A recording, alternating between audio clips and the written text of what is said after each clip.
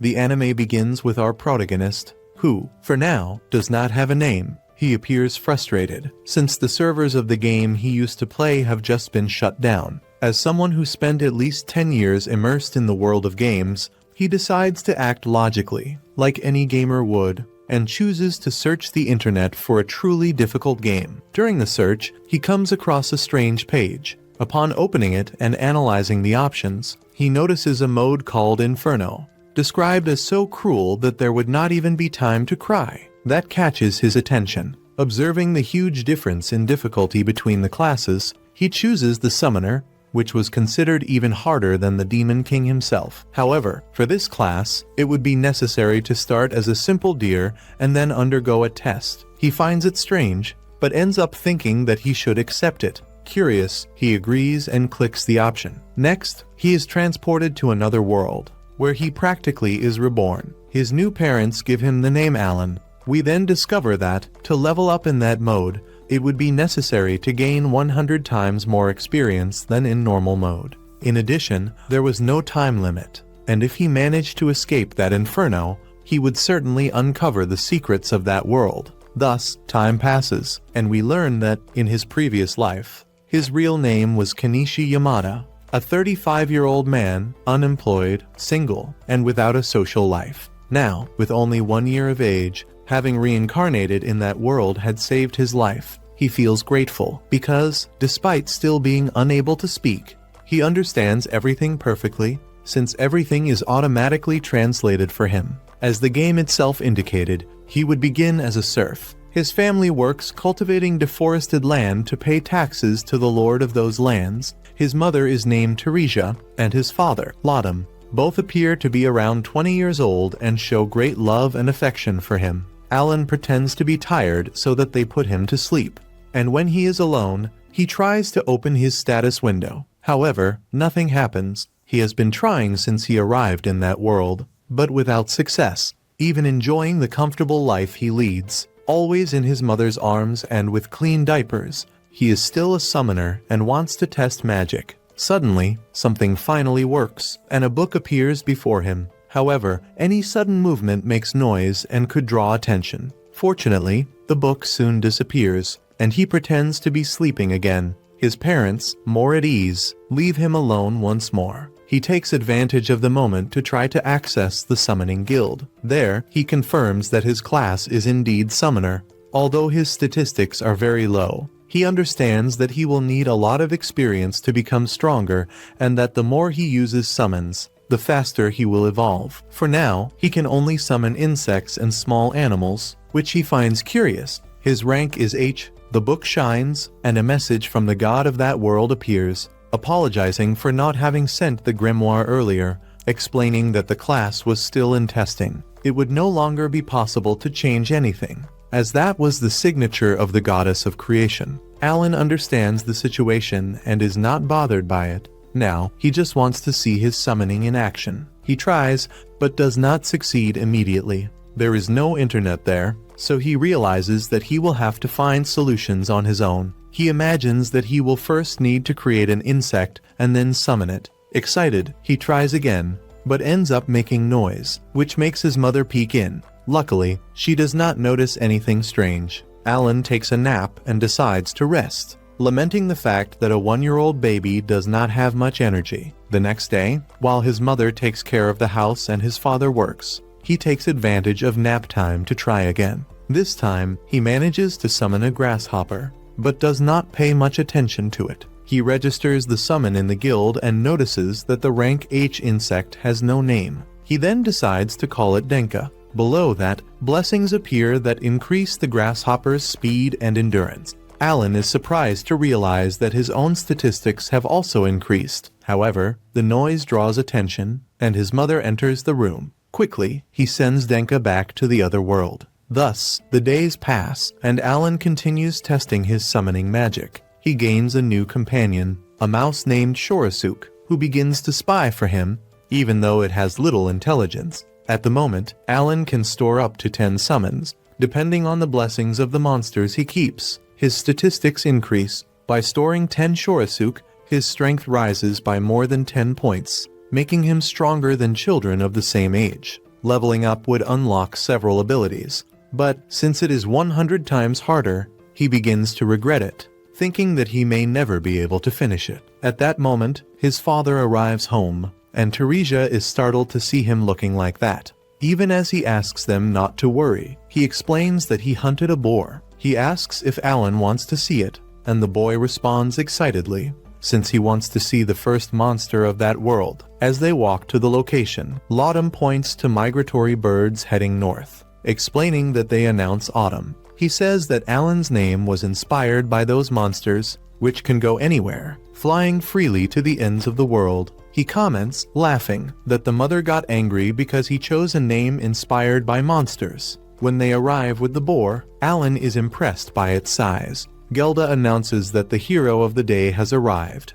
and Laudum asks her not to exaggerate, introducing Alan to her son, who is surprised to see him talking at only 1-year-old. Alan asks if the boar was strong, and Gelda explains that it took 20 people to defeat it, since it was a rank C monster. 10 months pass, and Alan finally reaches level 2 as a summoner. Now, he can create rank G summons and even synthesize them. His storage space increases, and he gains a kind of memo where he keeps information and thoughts. Excited, he wants to try synthesis, but since he still does not have enough mana, he decides to eat, recover energy, and then test it quickly. Even so, he continues completely without mana. Still, Alan does not think about giving up. If he cannot perform monster synthesis, he decides to try creating a rank G1, but fails again for the same reason: lack of mana. With no other alternatives at that moment, the only option left is to go to sleep.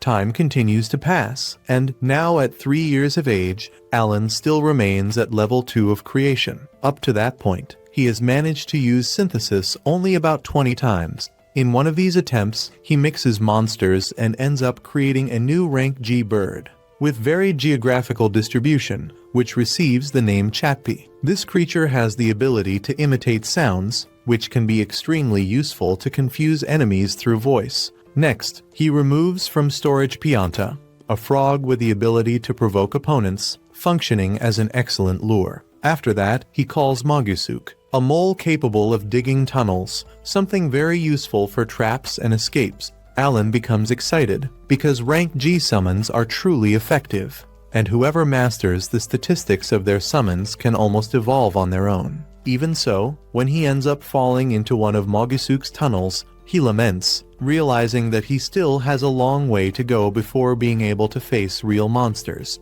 At that moment, he remembers that it is already 3 in the afternoon, and that Kirina should arrive at any instant. And, as expected, she appears right after, calling him to play. Kirina is the neighbor's daughter and the same girl who usually beats him up while they play knights. Alan wonders where so much strength comes from, until he remembers the bonuses received because of his summons. Sometime later, we discover that Teresa is pregnant again. She asks Kirina to return home quickly, because it was getting late. The girl obeys, says goodbye, while Alan is left sprawled on the ground, completely exhausted. Shortly after, during dinner, Alan tells his father that he intends to help him.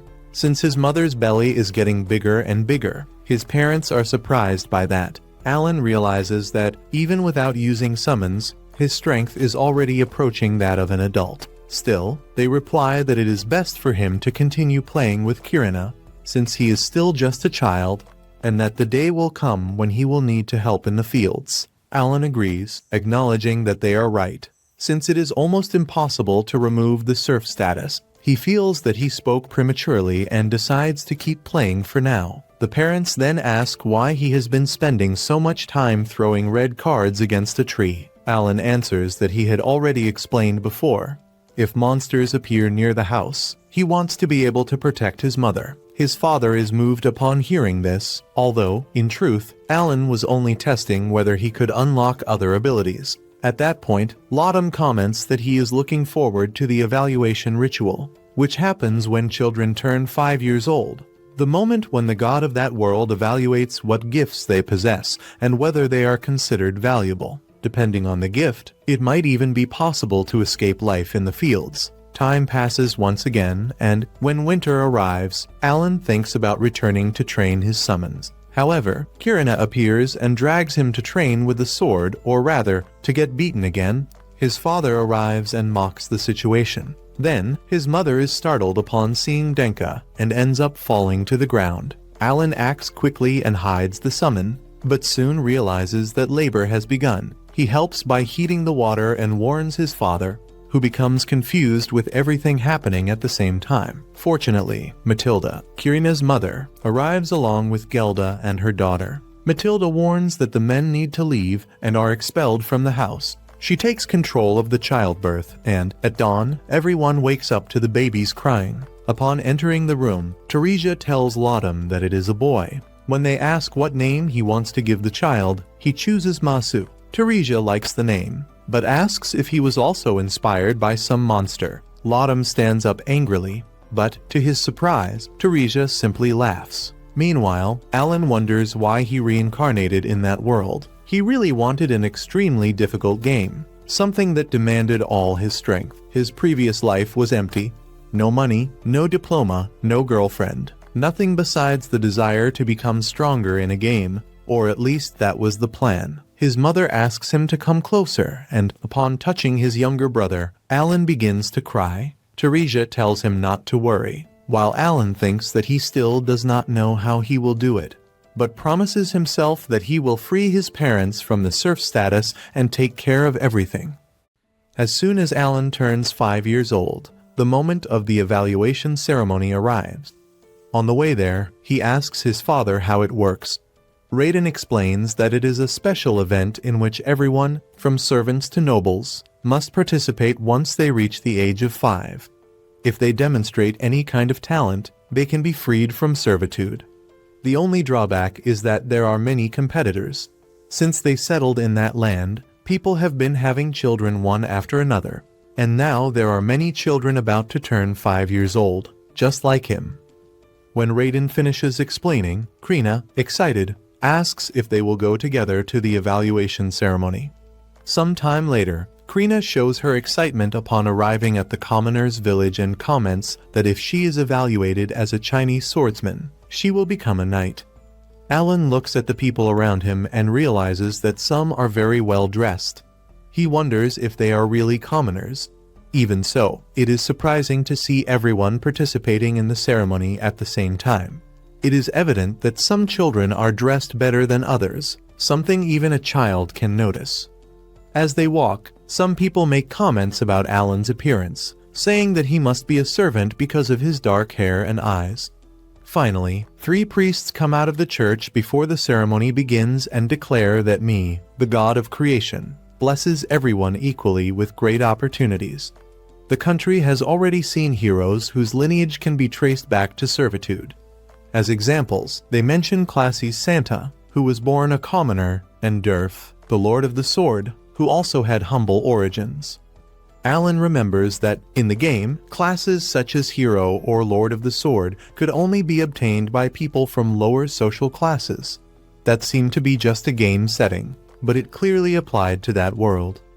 This explains why everyone, from the top to the bottom, needs to go through the ceremony. Everyone enters the evaluation site and observes the statues of the gods worshipped in that world. Alan recognizes the central statue as me, the god of creation, the same entity who sent him the letter. When the ceremony begins, the priests announce that they will start with the village chief's son, Boji Palomas. They ask him to place his hand on the crystal ball and explain that any talent or attribute will be recorded on the metal plate behind him. The boy follows the instructions, and as soon as he touches the crystal ball, his statistics appear on the plate. Alan realizes that it is very similar to the status screen of his grimoire. The boy shows talent as a merchant, which makes his father extremely happy. He hugs him proudly and even cries with emotion. Alan realizes that having any talent at all is already a reason for celebration. The information is displayed with rankings instead of numbers, and Alan confirms this by checking his grimoire, satisfied to know that no one besides him can see it. As the ceremony continues, Alan learns that not everyone has talent, which makes it even more valuable to obtain one. Next, a boy named Doroga steps forward and reveals talent as an axe user. Alan is surprised, as it is the first A-rank talent to appear. This indicates that it is possible to reach high positions without belonging to the nobility. When almost everyone has already been evaluated, it is Krina's turn. She runs excitedly toward the crystal ball, curious to discover her talent. As soon as she touches the object, it begins to shine intensely, leaving everyone speechless. Those present are shocked as they witness the miracle. Krina possesses the talent of Lord of the Sword, one of the rarest and most powerful that exist. The guard proudly announces that his daughter has obtained the best possible talent. However, Krina feels a little disappointed, because she wanted to be a Chinese swordsman. For Alan, however, this is no surprise, since that talent explains just how absurdly strong she is. Finally, it is Alan's turn. His parents wait anxiously to discover what his talent is. When he places his hand on the crystal ball, the glow is even more intense than before. Raiden immediately approaches to check if everything is all right, and Alan comments that Krina had already caused something even more impressive. When they try to read the plate, Raiden explains to the priest that they cannot read and asks him to inform them of Alan's talent. The priest agrees, but all the excitement disappears when he states that Alan has no talent at all. For a moment, Alan almost panics, but soon realizes that something is wrong. He carefully observes the metal plate and notices that, in the space where the talent should appear, there is only a writing error. This irritates him because it is clearly a bug. He even ends up blaming the god of creation, thinking that he should learn to balance the game better, since now no one will know that he is a summoner. Even so, Raiden takes Alan back home, where his mother is waiting. During dinner, his father says that talent is not everything, and that, regardless of that, Alan will always be his pride. Teresa agrees, and Alan realizes that, despite being very poor and not even having a bathtub, he is happy to have been born into that family. At night, Alan consults his grimoire and realizes that all of his attributes are extremely high. He understands, then, at least one thing: he is the only one in that world who is playing on Hell mode. All the children at the ceremony were 5 years old, which means they should be at the same level. However, the ranking system likely reflects the expected growth at each level. That would explain why everyone has E-rank attributes, while progress in Hell mode amounts to only 1/100th of the normal rate. Considering these intervals, the displayed values represent only a fraction of the real ones, making ordinary people much weaker than they appear. He was pulling his hair out or yanking it, imagining this somewhere far above. But reality came crashing down to put an end to mediocre games in his place. Now, his time would be spent proving that hardcore mode is amazing. He is 30 years old, so it is normal to think that way. Even so, that strange detail in the evaluation ceremony was clearly an error, and the developers would need to fix it. Because of that, he would certainly complain and drown them in a sea of letters. After all, they could not underestimate a player who had no life. Time passes, and one day Alan notices that his father is behaving in a strange way. That, by itself, would not be so unusual, but this time it was different, more worrying.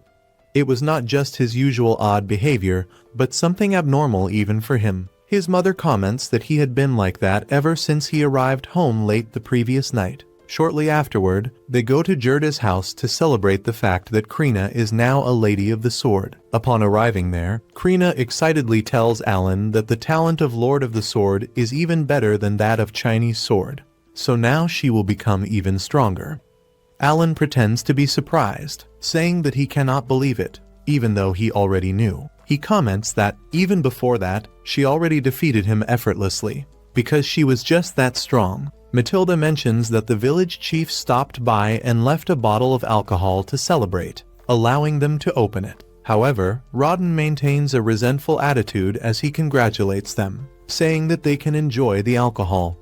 Gerda responds in the same way, stating that in that house the guests drink first. Alan begins to wonder if his father feels jealous of Krina's talent, but soon dismisses that idea, since Rodden is not like that. There must be another reason. Rodden tries to serve the first cup, but Gerda says that she will not drink anything if he keeps that bitter expression. She asks him to stop ruining the mood.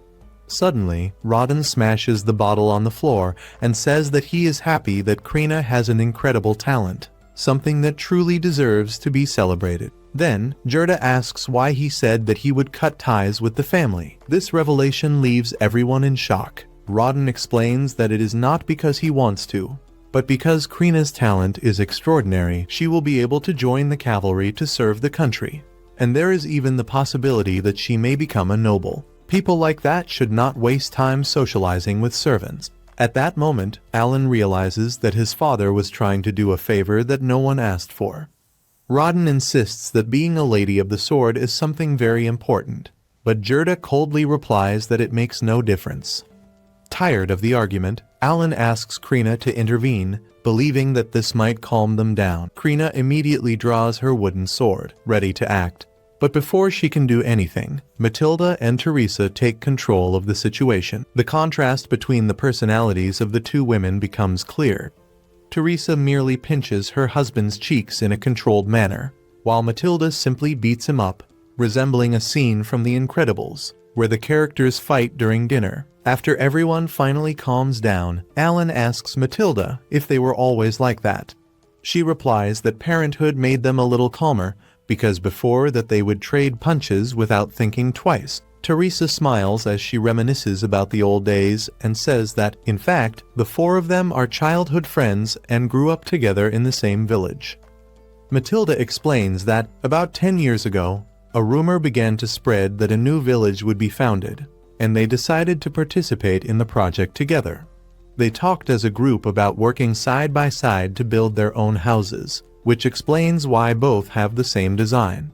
Rodden comments that, with more people, it was easier to build two houses at the same time, considering the labor and the materials. Gerda adds that she was the one who raised the support beams, while Rodden was responsible for the walls and the floors. Then, she continues pouring the drink and says that she also took care of the roof. In short, Rodden mentions that he has not drunk sake since the day of the wedding, and Gerda says that the same goes for her. Both Rodden and Gerda usually feel sick after drinking, but the next day they continue working as usual. The following morning, someone informs Gerda that the Order of Knights has arrived to see Krina. Shortly afterward, Rodden and Gerda head to the commoner's village with their children, while many other people gather around to watch. Alan comments that it seems the news that Krina is a lady of the sword has already spread. Suddenly, Daroga approaches Krina and Alan. Alan recognizes him as the boy from the evaluation ceremony. He is already displaying his talent as an axe user, holding a large haft. Daroga asks what Alan is doing there and says that talentless losers have no place in that location. Before Alan can respond, Kino steps forward to defend him, stating that he is there because he is strong. Daroga does not believe it and reminds him of Alan's rankings, mocking him. Ken tries to attack him, but his father quickly holds him back to restrain him. The village chief then announces that the Order of Knights has arrived and asks everyone to make way. Everyone recognizes the captain, a master swordsman named Zenoff. Krina becomes extremely excited to finally see real knights. 3 years have passed since she and Alan used to play at being knights, and now she sees them for real. Krina enthusiastically introduces herself to the captain. Alan asks if she will now leave the village to become a knight. Gerda quickly explains to Zenoff that her daughter is only 5 years old and has never wielded a real sword, so she would have no chance at all. Zenoff does not see that as a problem, because in the end, she is still a lady of the sword. The only problem would be if everything were a lie to deceive the man named Grainel. Gerda nervously denies it, and then Zenoff turns to the vice captain, allowing no protest. The captain realizes that something is wrong, and Zenoff warns them that falsifying the results of the evaluation ceremony is punishable by death. Therefore, they need to confirm whether Krina's talent as a lady of the sword is legitimate. To do that, a fencing duel will be held. Gerda begs for mercy, as her daughter's life is at risk, but Zenoff states that if she does not fight, she will be executed along with the entire family at the lake. Alan did not expect something so extreme and wonders if those people have completely lost their minds. Everyone around them becomes tense and worried. However, the moment Krina sees a real sword for the first time, She immediately runs toward it and asks if she can use it. Krina accepts the challenge and faces Leberand, the vice captain of the knights, surprising everyone by wielding a massive sword with great precision. Even though she is only a child, she withstands the attacks of an experienced adult, causing despair in her parents and indignation in Alan as he watches the excessive force being used against her. After being thrown against the wall, Krina gets back up and releases an intense pressure, revealing a special ability that makes her superior to Leberand. With a final strike, she splits the vice captain's sword in half, proving that she could have killed him. The duel comes to an end, and Leberand acknowledges his defeat, praising Krina's strength. The crowd applauds, and there is no longer any doubt that she is a true lady of the sword. Zinnov accepts the result, apologizes for his previous attitude, and congratulates Gerda on raising such a daughter. Later on, everyone gathers for a dinner, where Zinnov introduces himself as the captain of the knights and explains that he was sent to confirm the existence of a Lord of the Sword in the region. Impressed, he reveals that the village will be renamed in honor of Krina and asks Gerda to continue training her daughter, so that, in the future, she can study at the academy and serve the royal family. During the dinner, Rodden also receives recognition for his work as a hunter, and the episode ends on a light note, with family moments and a relaxed atmosphere. Sometime later, Alan celebrates the fact that, thanks to recent events, he has finally managed to improve his summoning skill. He immediately opens the grimoire and, upon checking the statistics, realizes that he now possesses the enhanced version of the skill, which means that his summons can become more powerful. In addition, F-rank creatures have been unlocked, something he already expected, although he still needs to work with them to obtain new ones, just as he did with Chappie. Alan becomes excited to discover what the next unlocked type will be and truly hopes that it will be something intimidating, such as a dragon. To make things even better, his card stock increased from 20 to 30, which means that he will be able to receive 1.5 times more additional enhancements. A full 2 years have passed since the last time his summoning skill leveled up, so he knows that he will still have to experience many things from now on. At night, Alan offers to wash the dishes, since Teresa is expecting another baby. In this marriage, they do not waste time, and he knows that his wife needs to rest. In truth, Alan also just wants to finish his chores quickly so he can test his new ability. Mash asks his mother if they will have another little sibling, but his father explains that it could be either a brother or a sister. Teresa comments that the kicks are very gentle, which gives her the feeling that, this time, it will be a girl. Rodden says that he already needs to start thinking about names, but Teresa reminds him that he promised she would have the right to choose the girls' names. While Teresa tries to think of a name, Alan notices that his magic points are being replenished again. He checks his glyph and sees a message from Me, the goddess of creation. By accident, he ends up reading the name out loud, which surprises his parents. Rodden immediately scolds him, warning that he should not take the Lord's name in vain. Derisha comments that Alan has been acting strangely all day. Alan quickly tries to cover it up, pretending ignorance, and blames the unfortunate timing and the developers for what happened. He then completely changes the subject and comments to his father that the scar on his arm is visible again. Rodden then explains that this happened because he overcame a test from the gods during the boar hunt that day. It is a special moment that occurs occasionally, usually when someone gets married, and it causes a sudden wave of energy that heals all wounds and removes fatigue. Alan pretends not to know anything, but looks excited, assuming that this is simply how it works. That is how the act of leveling up is described in that world. Rodden is a seasoned veteran in boar hunts, and even though Alan cannot see his statistics, he bets that his father must have a very high level. Despite his summoning skill having increased, Alan remains only at level 1 and has never defeated monsters beyond the weakest ones. In addition, servants cannot leave the village without permission, and the only exception is their own home.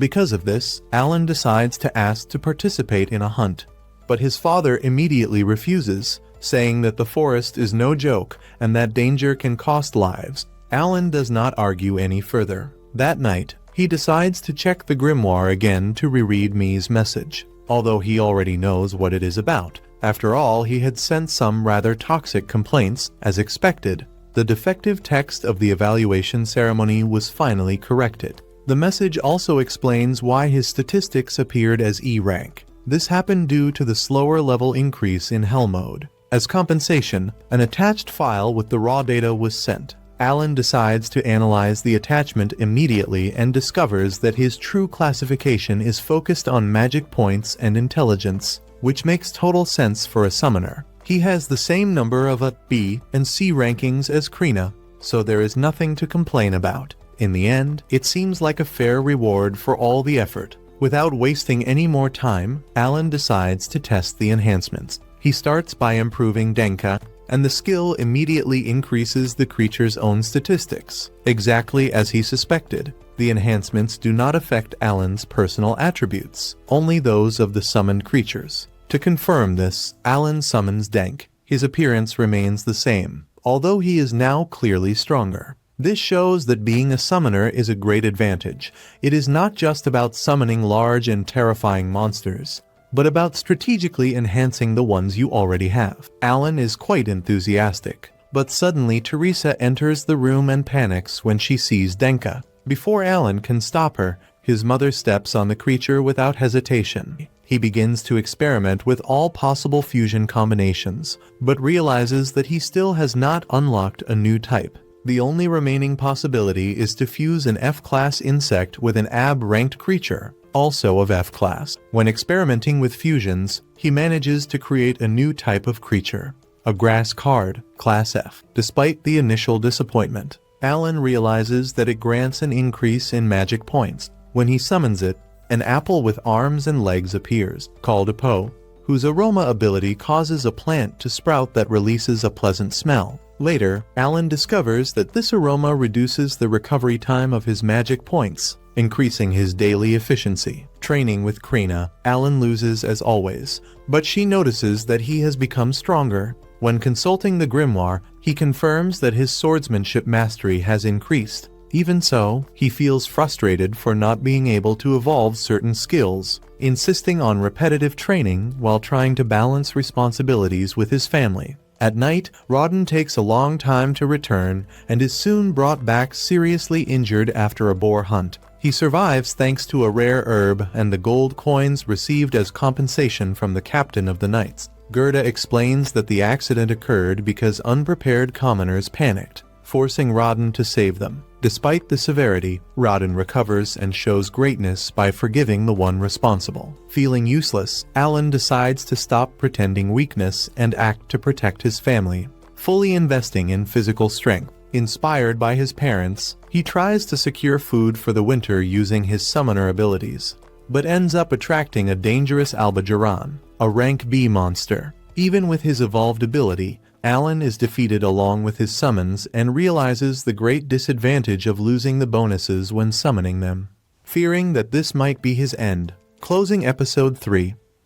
When he hits the ground, the protagonist understands that he needs to think quickly to get out of that complicated situation as soon as possible. Without wasting time, he decides to summon one of his monsters to assist him. By grabbing the creature by the neck, he realizes that he had never put this ability into practice before, but he notices that it works very well to drain energy. Observing more closely, he sees that the beast is already visibly weakened, the result of the great consumption of summoning power during the fight. Even so, this would not be a problem if he could just immobilize the creature that was in front of him. Then, he summons all of his remaining monsters to attack together, and, with a decisive blow, he finally manages to defeat the monster before him. When he looks at the book, he realizes that he received plus 100 experience. Soon after, he begins to celebrate, because he had defeated his first monster. This achievement leaves him extremely excited. Upon returning home, he takes with him the monster he has just defeated.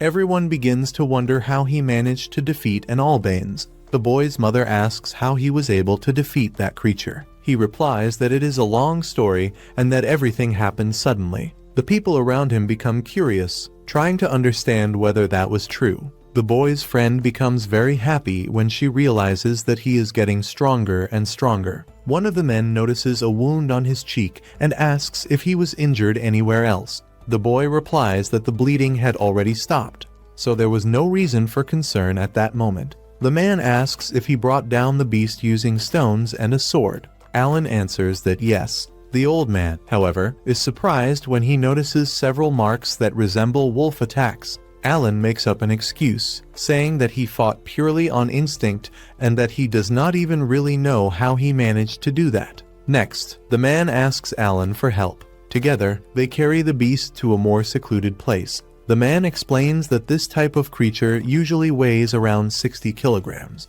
Then, he explains that after removing feathers, blood, and organs, approximately 20 kilograms of meat suitable for consumption remain. In addition, the feathers also have good resale value. Alan becomes very happy when he realizes that his uncle is willing to teach him everything he knows. However, he explains that, even so, most of the profit must be handed over to the upper class. The 60% tax applies even to wild monsters. Then, he decides to show the boy something, opens the creature's body, and removes a stone, explaining that it is rank D. The man says that magic stones from monsters above rank D are also subject to taxation. He adds that, for the village, these stones have no use. Even so, he asks Alan not to continue hunting in the forest while his father is injured. Still, he gives him a tip. It would be possible to negotiate that bird with a higher-ranking chief.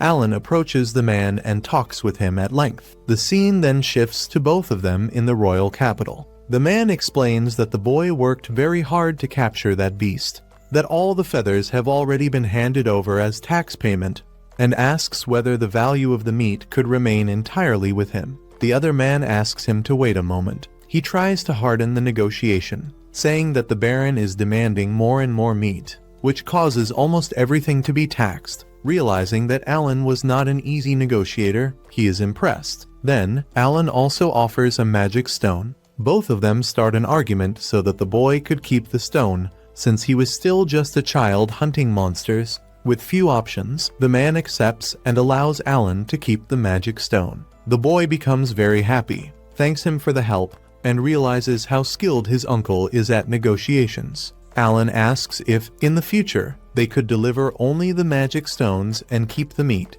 The man explains that if they always obtain magic stones, they will be able to keep the meat, wishing them good luck. After deceiving the fat old man, Alan decides to carry out a few more hunts. Using one of his frogs to draw the attention of the birds, he summons his monsters to drain the energy of the beasts, weakening them until the moment of the final blow. With stones, he strikes the creatures' heads and uses his dogs to finish the fight. After leaving the monsters disoriented, Alan delivers the final blow, eliminating them with ease. After winning, he feels very satisfied and orders his summons to return to the grimoire. When he opens it, he realizes that he has been hunting every 3 days since the first victory.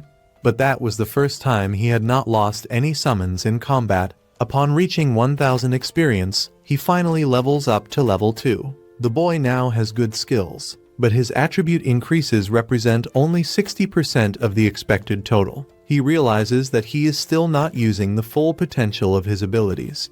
Soon after, he ends up leveling up again and becomes very happy. After 6 years summoning creatures and going through so many hardships, he finally reached his first level. He feels fulfilled for having overcome a trial imposed by a god. Alan thinks that perhaps it is time to tell his family about his abilities. The scene changes to Alan arriving home with a huge monster, leaving one of his uncles shocked to learn that he defeated the creature alone. Later, he goes to train with his childhood friend. He reflects that he has already defeated 10 monsters and that his luck is improving. If he continues like this, there will be enough meat to get through the winter without worries. What is missing now is to trade part of the meat for firewood. Since there are many albatrosses in the region, he thinks about hunting more and, who knows, reaching level 3. He knows that this will be difficult before the end of the year. Distracted, he ends up being defeated by his friend during training. At nightfall, he decides to talk to his parents about his powers. Alan explains that he heard from an oracle when he was small that he was stronger and more intelligent than ordinary children. His mother asks if it was Elmia, and Alan confirms. However, he would also have to face challenges that an ordinary man would never face. The mother becomes worried about her son, His father, in turn, asks if he managed to overcome the trials of that day. Since the wound on his cheek had disappeared quickly, he explains that he himself had also gone through tests from the gods and knew that this would one day happen to his son. The mother asks about the evaluation from the previous year. Alan replies that he received a message from the goddess apologizing for the mistake. The father only asks that he show more respect. Alan apologizes and promises to be more careful. He explains that his attributes were evaluated as low because his tests have slow progression, and that his talent was considered non-existent because it was still too recent to be identified. The father asks if he has any talent. Alan replies that he still does not know, because he is very young and it has not manifested yet. The father becomes a little sad. In his thoughts, Alan apologizes for not being able to reveal his summoning talent. He fears that people would misinterpret it if they discovered that he can summon and control creatures. And, of course, he cannot tell anyone that he reincarnated from another world. The mother wraps him in a hug and says that she wishes he had told them all of this earlier. The boy's habit of throwing stones at trees every day and now facing giant monsters makes her ask if that was because of the Lord's trials. Alan apologizes for not speaking sooner. The father asks what he intends to do in the face of this. Alan explains that he wants to prove that he is worthy by passing the trials. In addition, he has always liked facing his problems head-on. The father understands what the boy means. Now he realizes that the goddess Elmia prepared this challenge especially for him. He knows that it is worth being accepted, and if he faces difficulties, he asks him to never hesitate to tell them everything. Alan thanks his parents for their support. The father asks that this story remain only among them, because he knows that telling this to other people could end up causing problems. Even so, he would like to tell Jerd, and the boy allows it. He knows that Jerd is always bragging that the girl is the Sword Lord and all that. Now he will be able to say that his son has a power comparable to hers. As time passes, winter finally arrives, and Alan begins to separate the meat to cut it. Suddenly, his uncle appears at the place, saying that he always knew that Alan was never an ordinary child. However, being blessed and tested by a god is another story altogether. He comments that this explains many things. The two head to the capital to sell part of the meat. The man asks if it is Alan's first time negotiating food, and he replies that it is, asking his uncle for help. The man decides to assist him. He explains that things work better when it is only among them, without commoners to get in the way. Alan asks what the real difference is between them and the commoners. The man replies that this is linked to their current social position. In addition, the 60% tax does not apply to nobles, because they pay in another way. He also explains that if a person has a child, nobles pay 1 to 3 coins, while commoners pay around 50 coins. Upon arriving at the shops, Alan learns to trade his meat for salt, sugar, vegetables, and other products. When he returns home, he is satisfied to realize that a bundle of dried meat was exchanged for enough firewood for 4 days. Now that he better understands how trading works, he can research more the next time he goes to the market. When he returns to the place, he asks the man how much it would cost if he paid with coins, and he replies that it would be 5 silver coins. In his mind, Alan knows that he cannot be a salt seller without having a salty attitude. When he enters a medicine shop, Alan asks if the man has any medicine that restores MP. The merchant replies that he does not deal with such expensive medicines. He explains that he only sells healing potions. Alan then asks if he has the Mueller's flour. The man replies that he does not, and that even if he did, he would not sell it. Alan asks if it was the same flour that Gerda bought. The man confirms, saying that she always enters the shop wanting the most expensive medicines. In addition, he comments that she is very clever. By always asking for the cheapest items, she ended up offering 3 gold coins and even asked to pay later. He says that she is more persistent than a child in a candy shop. The boy decides to give something to the man. He asks if he wants to trade it for anything. Alan replies that no, he is giving it as a thank you, because by selling that herb, he ended up saving his father's life. When he leaves the place, Alan meets a boy who asks what he is doing looking at his father's shop products. Alan replies that it is nothing and turns his back, but ends up being attacked. He draws his sword, and the boy runs away. but soon returns with a sword. Alan easily dodges and realizes that he is nothing special, being much weaker than his friend. A few days later, the father arrives home later and explains that the chief wants to talk to them. The man says that the chief wants to increase the number of boars delivered to the Baron to something between 10 and 15. For that, they want common people to help as well this year.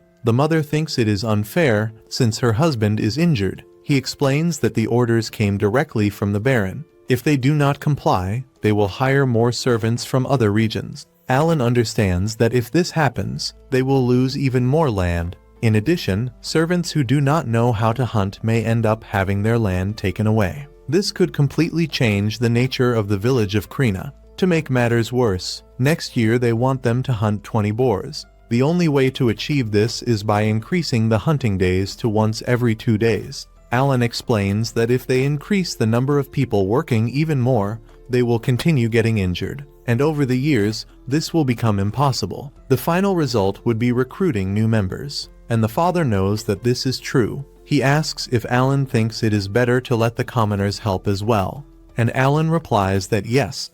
The boy's uncle says that they are nothing but dead weight. Alan explains that he needs to find a way to make everyone useful. In addition, he has the wisdom that was granted to him. On the next day, everyone stands before a base, and thus the episode ends.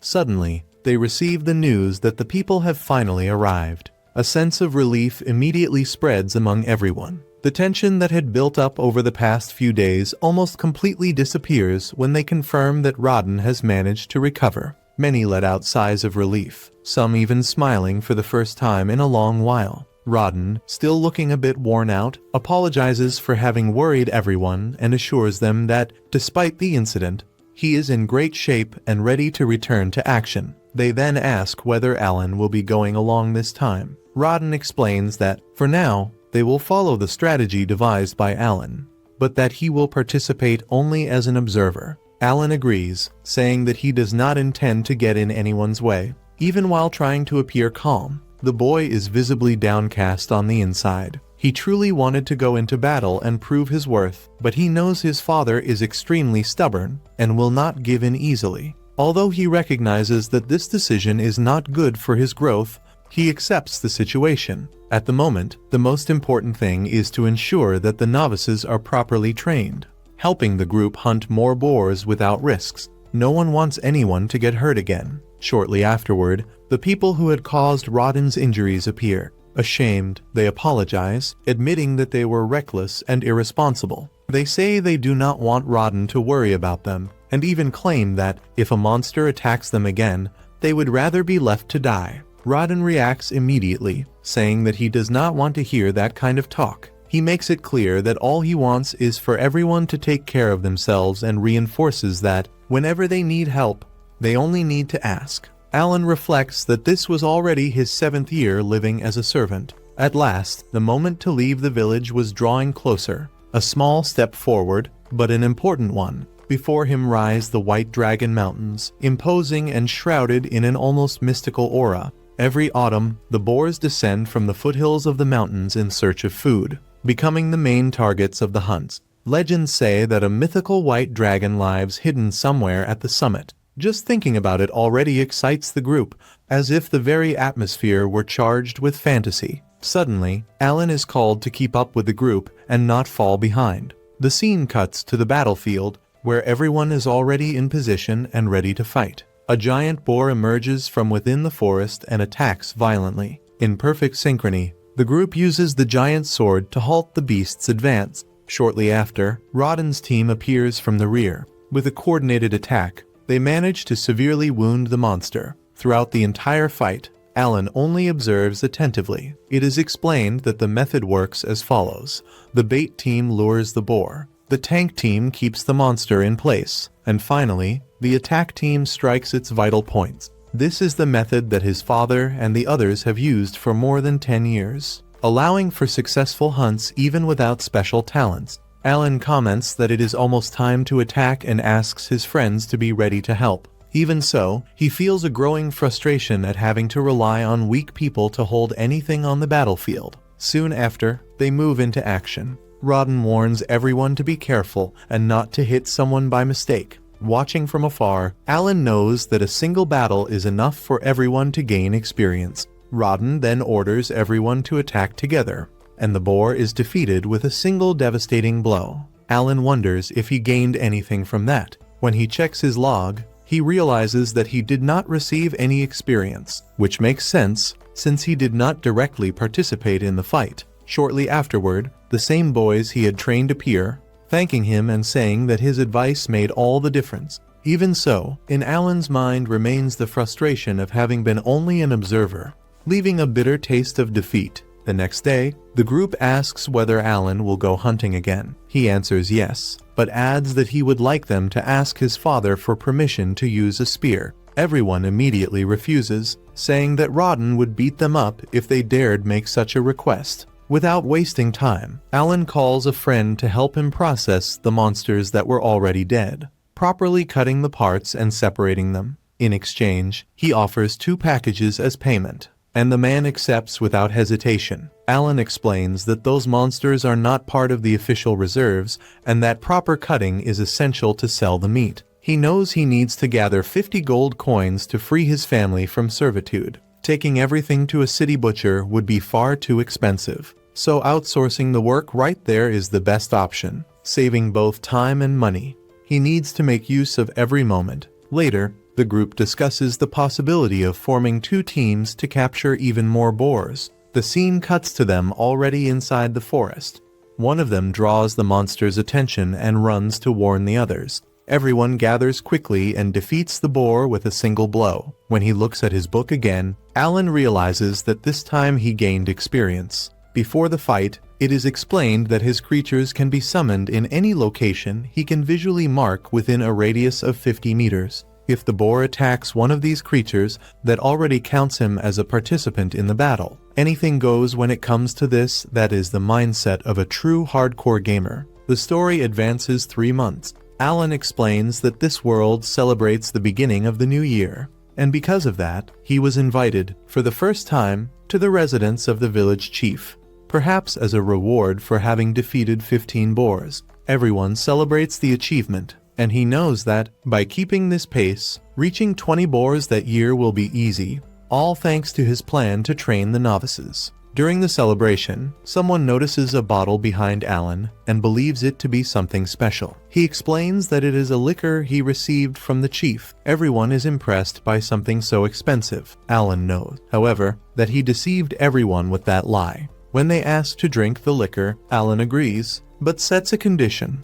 They must defeat him in a duel. If they win, the bottle is theirs. Otherwise, he wants permission to use a spear on the battlefield that year. Everyone is shocked when they realize they have fallen into the boys' trap. Even so, they accept the challenge and ask what the competition will be. Alan chooses an arm wrestling match. The first opponent, a large and strong man, starts out dominating, but Alan manages to turn the match around and win in the end. Next, he faces his own father. When he grips his father's calloused hands, he feels his crushing strength. Raid smiles, happy to realize that his son can already compete with him.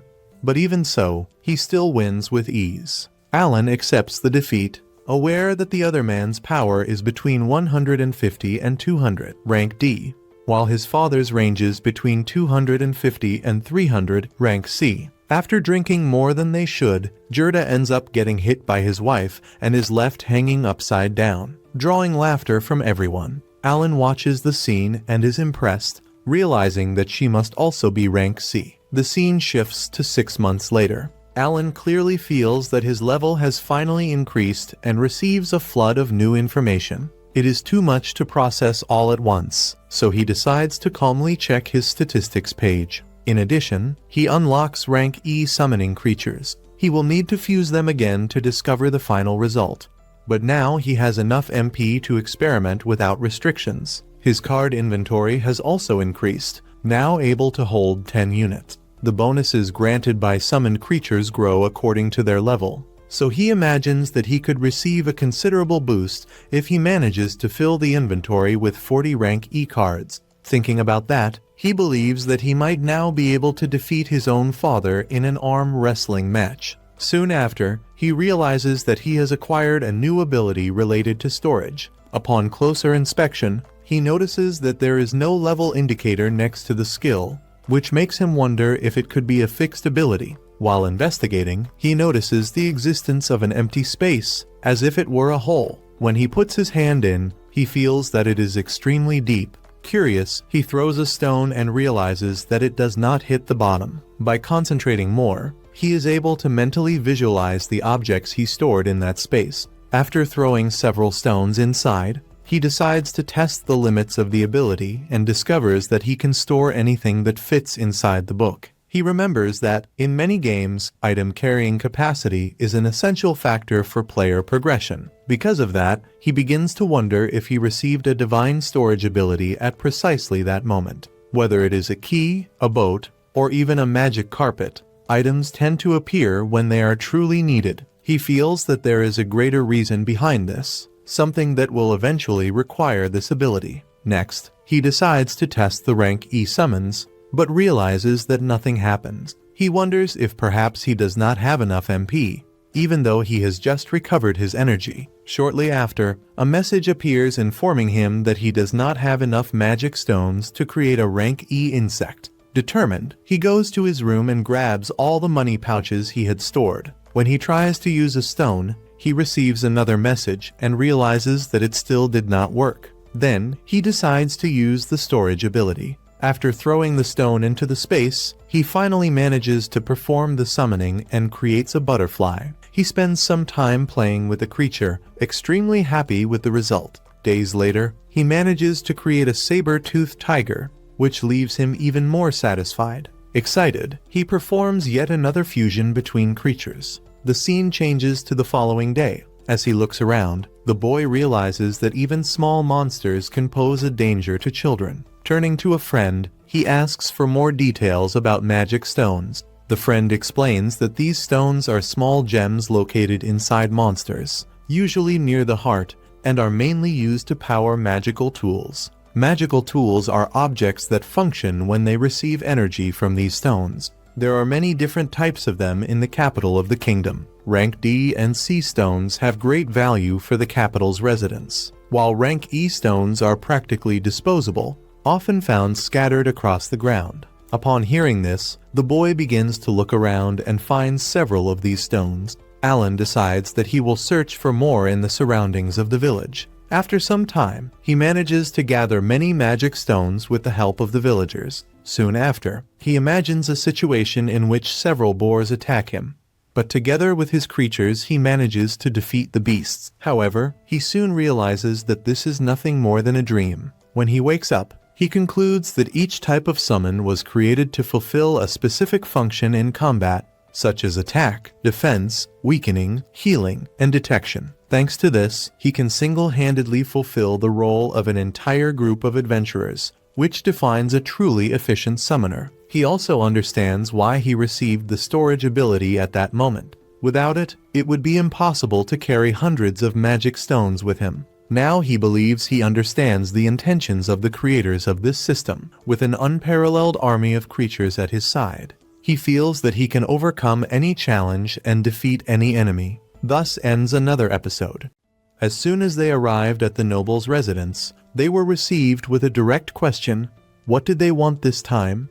They explained that, according to the new decision, the Baron would begin visiting the region every month. The master of the house was surprised by the news. Then they added that, in order to meet the requirements of the visit, it would be necessary to slaughter around 20 boars. He then wanted to know why they specifically needed Alan. The noble decided to clarify the situation. He said they needed someone capable of acting as the Baron's guide during his stay. They questioned why his own son could not take on that role. The man replied that Paloma's was not suitable for the task. Alan understood immediately. Deep down, he knew that it was true. He agreed without resistance. The noble explained that he expected Alan to help demonstrate hospitality, beginning with a dinner before the hunt. Alan realized that the intention was to entertain him and please him, perhaps even win him over with small courtesies.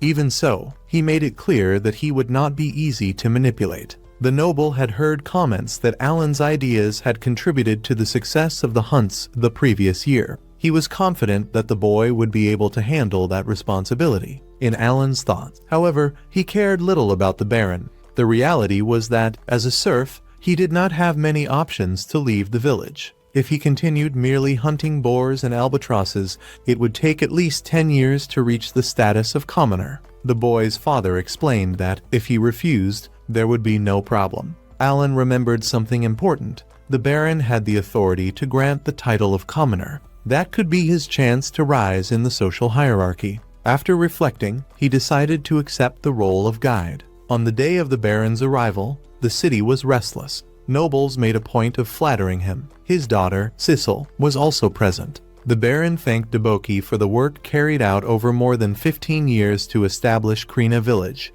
Ever since the land reclamation decree, he said that, throughout the entire Grinvel fief, there was no greater example of success. He apologized for the confusion involving the boar meat. He knew that the extra request was troublesome, but he could not refuse a direct order from the king. The host was shocked to learn that the request came from His Majesty himself. Irritated, he blamed Viscount Carmel for having mentioned the hunts before the king. The butler advised him to calm down and taste the meal. Upon trying the dish, he was surprised by the flavor and asked what kind of meat it was. Not knowing how to respond, the host remained silent until Alan asked for permission to speak. He explained that it was a dish from Albahiron, prepared with meat slaughtered the previous day. They had used breast, thigh, and liver, seasoned with fresh herbs. The Baron asked whether the boy was the host's son. He replied that he was not, that Alan was a separate case. Someone at the table recalled that he was Rodden's son, the hunter.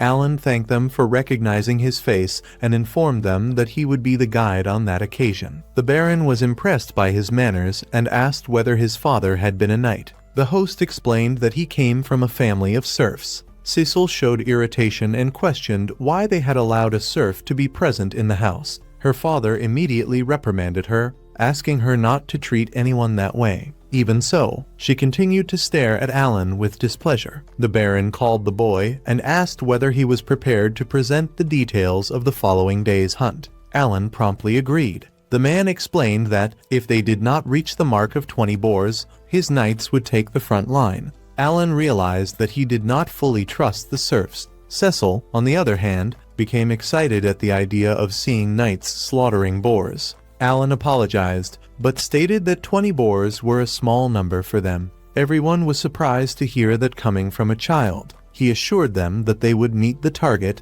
and that their performance would speak for itself. Before departing, the Baron asked Zinnov to take care of his son and keep everyone safe. Zinnov accepted without hesitation. At the camp, Alan indicated the hunting location and suggested that they climb the tower to observe the area. Cecil was impressed by the view. He explained that that was the forest where they faced the boars. Soon after, they were informed that the hunters had arrived. Alan commented that the armor being used had been produced from scraps of hide, bones, and tusks from previous hunts, and asked that they convey thanks for the authorization. On behalf of his father, Rodden, he explained that the strategy consisted of attracting the boars into the hunting zone. Speed was essential, which was why they used light equipment. He asked for patience, as it might take some time before the animals appeared. The Baron was impressed and remarked that he would send a tutor the following spring to help Alan study for the academy entrance examination. The boy understood, but he knew that, in the reality of Krina, studying was something distant. Suddenly, a man appeared running, chased by a boar. He and his group raised their shields to protect themselves. Then they used spears to wound the creature, and Rodden appeared to deliver the final blow. Everyone was impressed by the group's coordination. Even without great individual strength, they worked together and considered themselves worthy of being called warriors. Soon after, 2 boars appeared. Some suggested calling the guards, but Alan asked them to wait. He explained that the hunters were trained for that type of situation. In his thoughts, he believed that every creature lured in should be killed. Letting one escape was wasteful. However, in the past 10 years, he and his father had not managed to eliminate all the animals, mainly due to the lack of proper armor. 60% of the meat was collected as tax, and the remainder had to be exchanged for basic items. The spears were the only equipment they could improve. Even so, by mastering efficient strategies, they were gradually able to enhance their resources. After observing the difficulty of the confrontation, someone commented that 17 boars were still missing. Alan corrected them. Only 10 remained. 7 had already been slaughtered at the end of the previous year. He believed they would reach the target before the following month. The Baron was impressed and concluded that his knights would not be necessary. Alan gave thanks, imagining that his father would be pleased. Then he made 2 requests. The first was authorization to construct 2 shield walls. The Baron asked whether that was for the next hunt or already in preparation for the following year. He then asked if Alan needed anything else.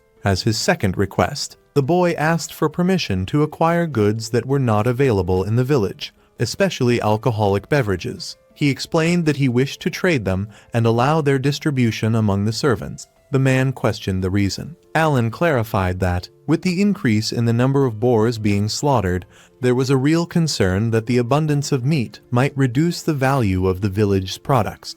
Exchanging part of the meat for imported drinks would help prevent a possible collapse in the local market. Furthermore, he emphasized that the hunters risked their own lives to be effective. The man understood. The drink would help keep morale high. He stated that he would consider the request favorably. Alan expressed his gratitude. Before concluding, the Baron remarked that they had been fortunate and advised them not to let it go to their heads. The scene shifts to everyone gathered before the man. He praises the group's hunting skills and states that great achievements deserve rewards.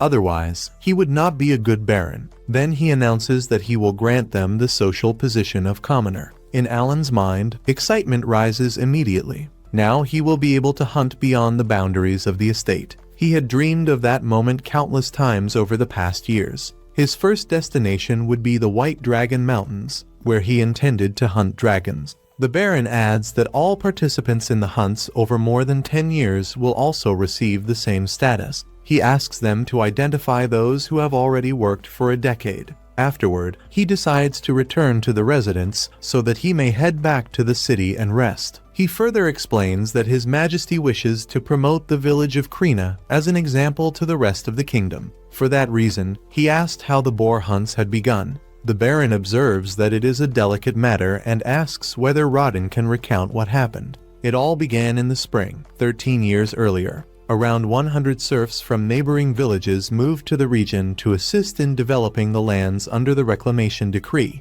After 6 months of hard labor, they had cleared a large portion of the forest. Autumn was approaching when disaster struck. A massive boar suddenly appeared and attacked, devouring most of the wheat and potatoes reserved for winter. Many of those serfs had gone to the frontier after suffering hunger in their former villages.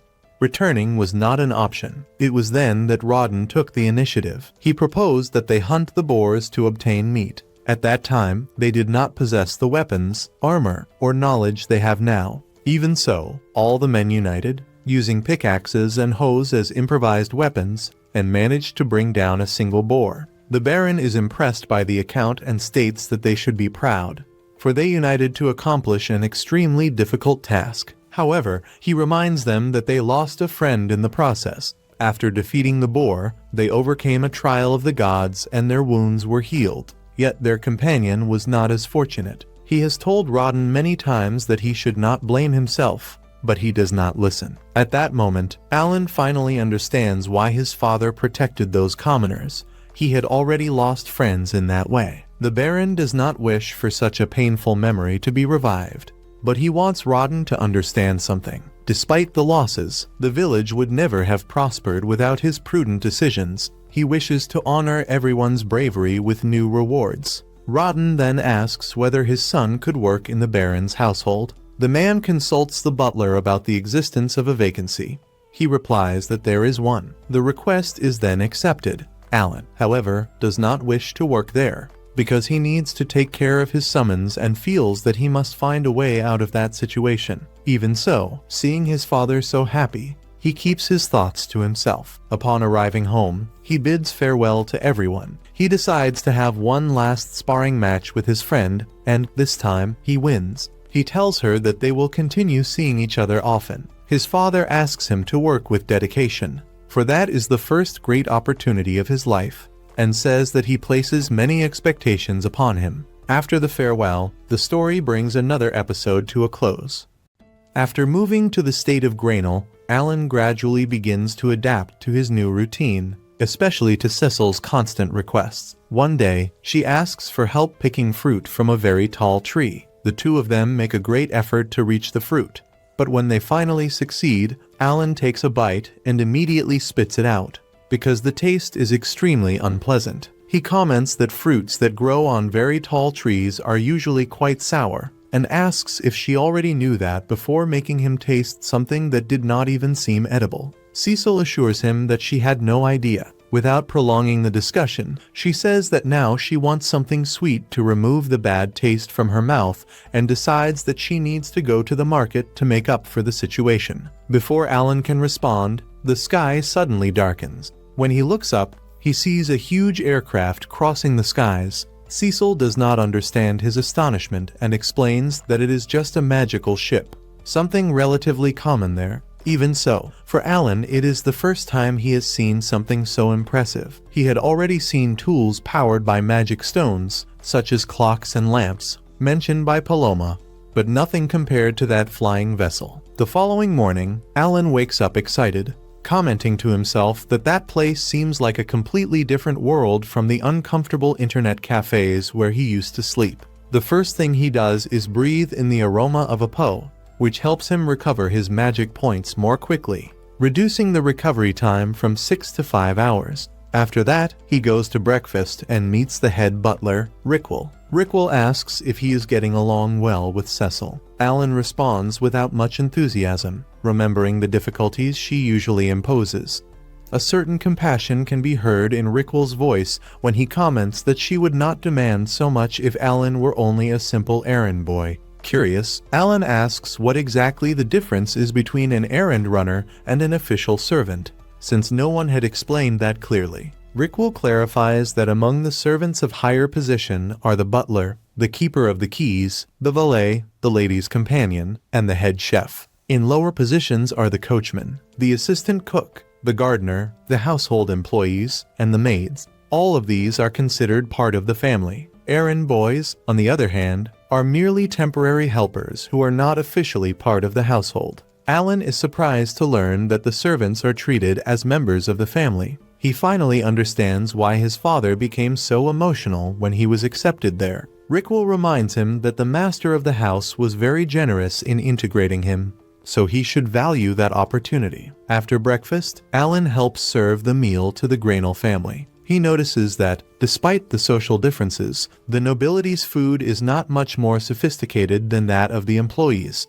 In silence, he observes while everyone eats. Grainel's wife comments that he learned the duties of a servant quickly. Alan politely thanks her, saying that he owes it to the patient teachings of his superiors. Verosa praises his posture and tells her husband that she likes the boy's manners. Grainel agrees, stating that even without talent, his manners are impressive. Alan is surprised to realize that Grainel already knew about his lack of talent, understanding that the man investigated his past. When Cecil discovers that he does not possess any special talent, she takes the opportunity to proudly say that she is a 2-star sorceress. Alan is genuinely impressed, since that is a high classification. She continues bragging, mentioning that her brother Mihai is a skilled swordsman. The grandmother soon scolds her, saying that it is not proper to boast about one's own gifts. Meanwhile, Thomas, the other brother, begins to cry, asking why he is the only one who does not possess any talent at all. The father tries to encourage him, explaining that he will be able to study at the nobles' school in the capital. Thomas replies that he would like to attend the city academy, as Mihai did.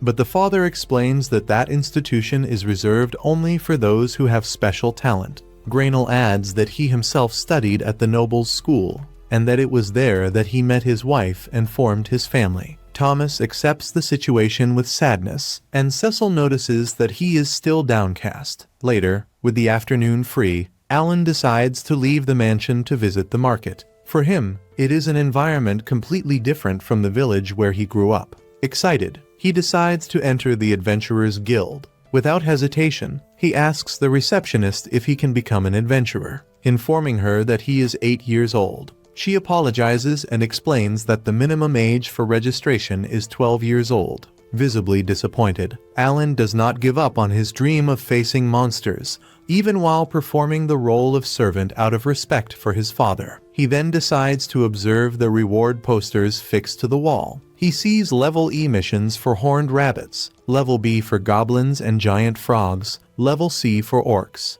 and even special ants that reward 3 silver coins. At that moment, an adventurer named Raven approaches and says that that is no place for a child. Alan replies that he is already leaving, but takes the opportunity to ask why the posters do not indicate the exact locations where the monsters appear. Raven explains that these monsters can be found in several regions. He begins to grow impatient, asking since when he became Alan's teacher. Alan clarifies that he is only curious and wants to understand how the classifications work. Even reluctantly, Raven explains that the higher the monster's level, the farther from the city it usually appears. The most dangerous ones lie near the White Dragon Mountains. Alan stores that information in his memory. As he continues observing the board, he sees a level B reward for a myrtle, worth 200 gold coins. It is a monster known as Mash, something that immediately catches his attention. After hearing the monster's name, Alan decides to ask one more question. He wants to know why no one accepts the mission, since the reward is so high and the poster even indicates the location.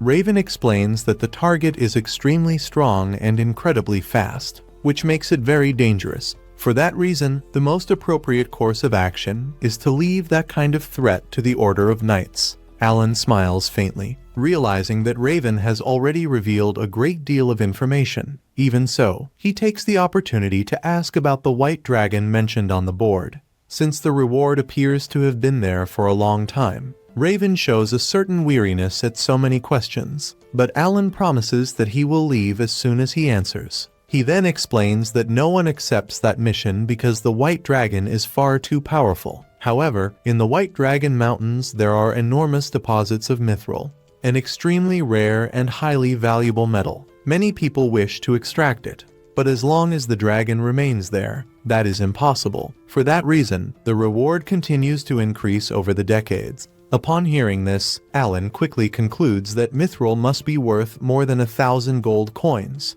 Before he can continue the conversation, Raven's group Rita and Milsey approaches.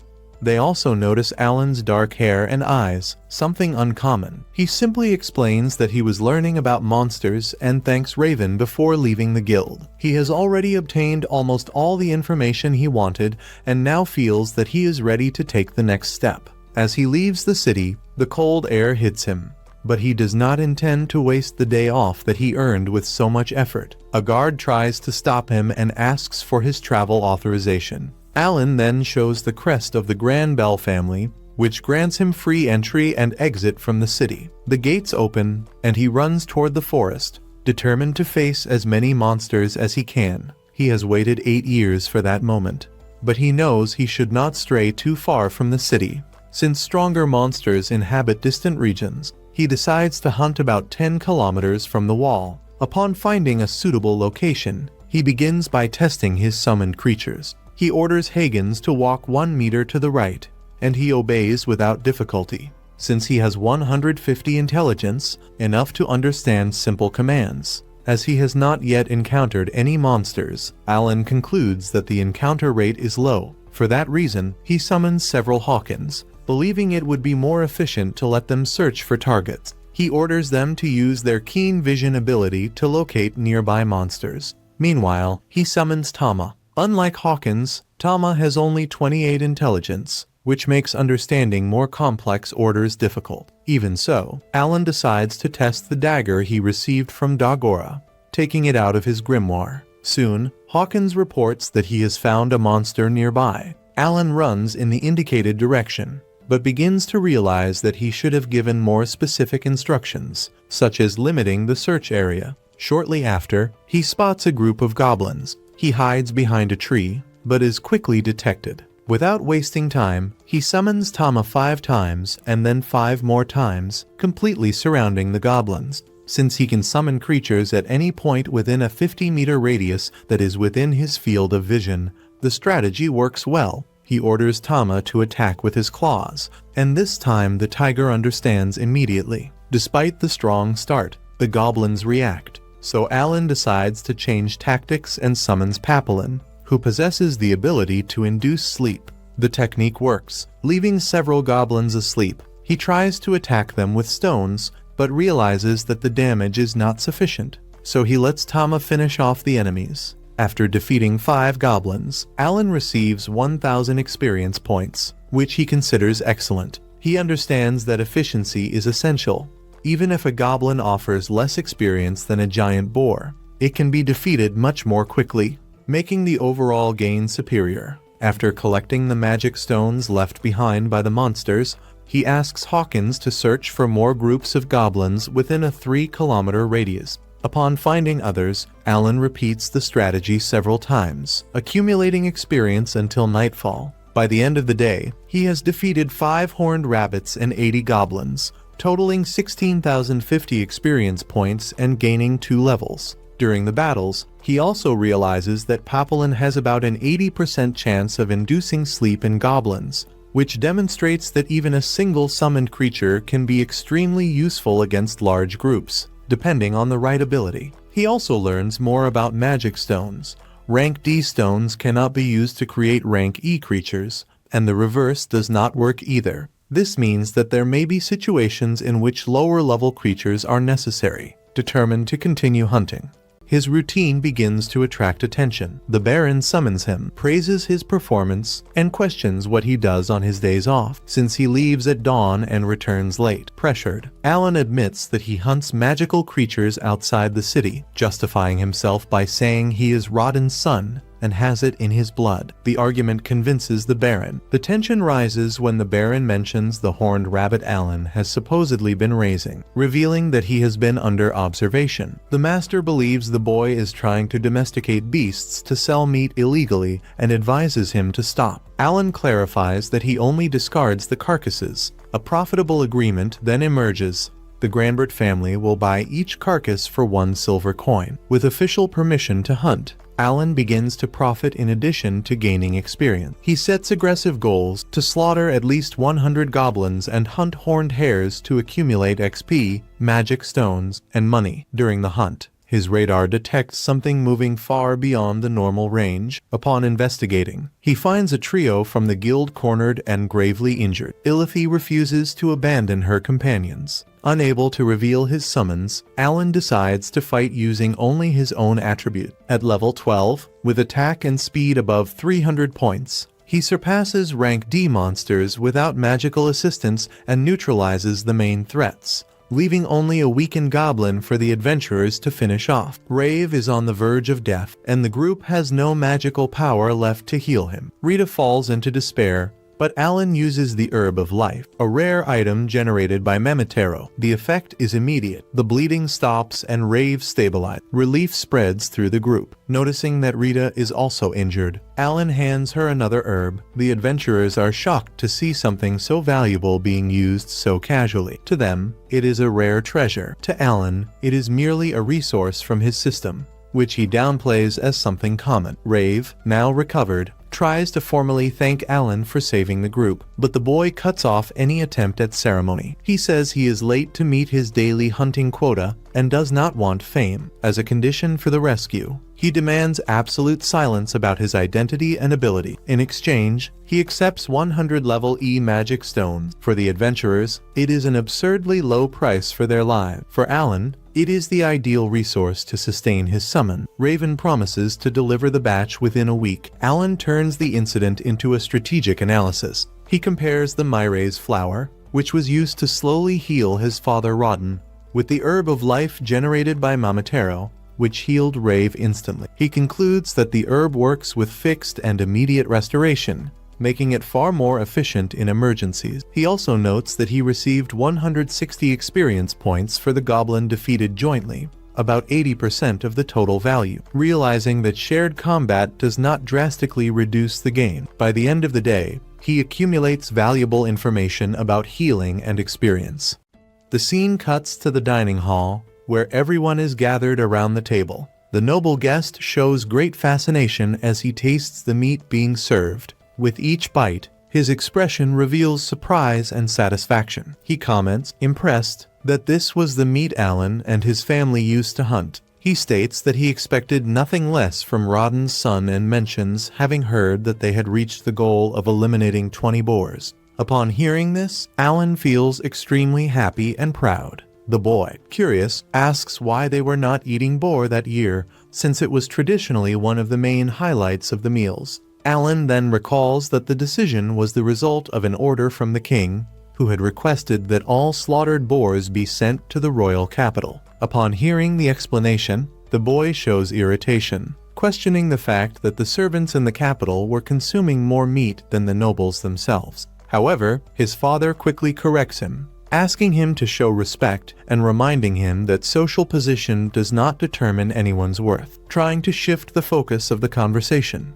The boy asks Alan to hunt a white rabbit for him. Before any answer is given, the girl intervenes and tells him to speak with her before going around ordering Alan to do something. She makes it clear that he should not treat him as a subordinate. The atmosphere at the table becomes slightly tense, as everyone realizes that behind a simple dinner, issues of respect, authority, and coexistence are beginning to emerge. They discover that Alan may end up getting into trouble if the manager of Rinnan finds out about certain movements that have been happening behind the scenes. There are discreet comments, worried glances, and advice given in low tones. He listens to all the warnings with apparent attention, but in the end, he simply decides to ignore them. Instead of stepping back or acting cautiously, he casually announces that he is going to hunt a white deer, a rank C monster, at the same level as the python they had faced previously. For him, it is not recklessness, but a test of skill, a way to measure his own growth. The scene cuts to the forest. Alan advances calmly,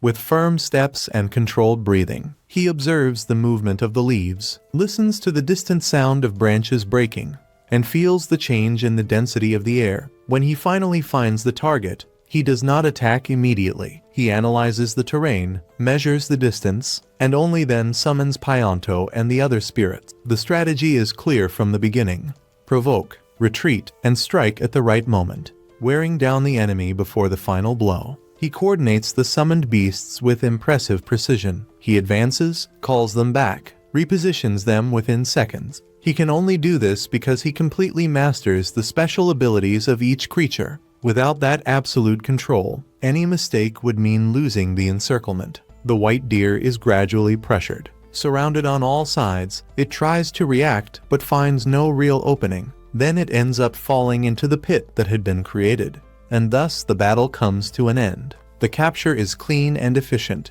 with no waste of energy. The scene shifts to the castle. An uproar begins when a massive demonic beast appears carrying the slain deer. Guards panic. Some even shout that a demon is invading the gates. Weapons are raised. Orders are shouted. The tension only decreases when they explain that everything happened under the orders of young Master Thomas. The white deer had been captured specifically for the New Year's banquet. The family is impressed by the feat. Comments of surprise and approval spread throughout the hall. Alan, on the other hand, keeps a neutral expression. He received 2,500 experience points for the hunt, but considers it little for the effort and preparation involved. Internally, he decides that he does not intend to repeat something like that frequently if the return continues at that level. Sebas then raises another important issue. How did someone so young manage to purchase and control a rank C magical beast? They say Alan has no special talent, but the facts begin to contradict that narrative with each new result.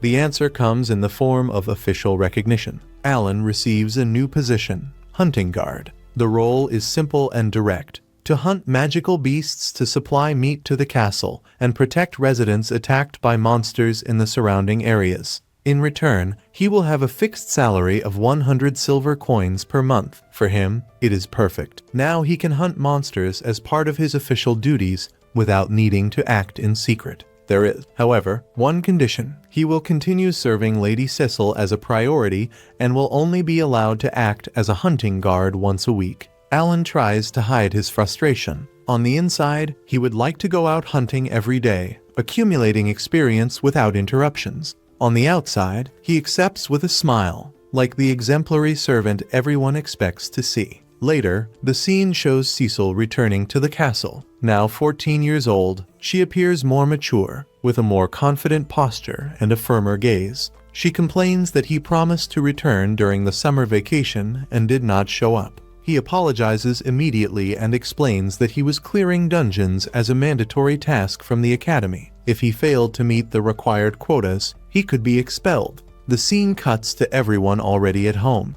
As the days pass, Alan keeps hunting various rank sea monsters and selling them to the family. Everyone is quite impressed by the achievement, and Mihai decides to challenge Alan to a duel. Alan calculates quickly. He rose from level 13 to level 20 thanks to the weekly hunts and constant training. He believes he can win, but he knows it will not be easy. The duel begins. Mihai is fast and technical, his strikes precise and well calculated. Alan blocks heavy attacks using only one hand. Testing his limits, he observes his opponent's speed, measures strength, adjusts his stance as needed. The audience watches in silence, surprised by the balance of the confrontation. Mihai has improved a great deal. Even so, Alan keeps up with the pace without showing fatigue. At the decisive moment, Mihai identifies a minimal opening in the defense and acts without hesitation. The final strike is clean. Alan accepts the defeat without excuses. He acknowledges the difference and says he wants a rematch next summer.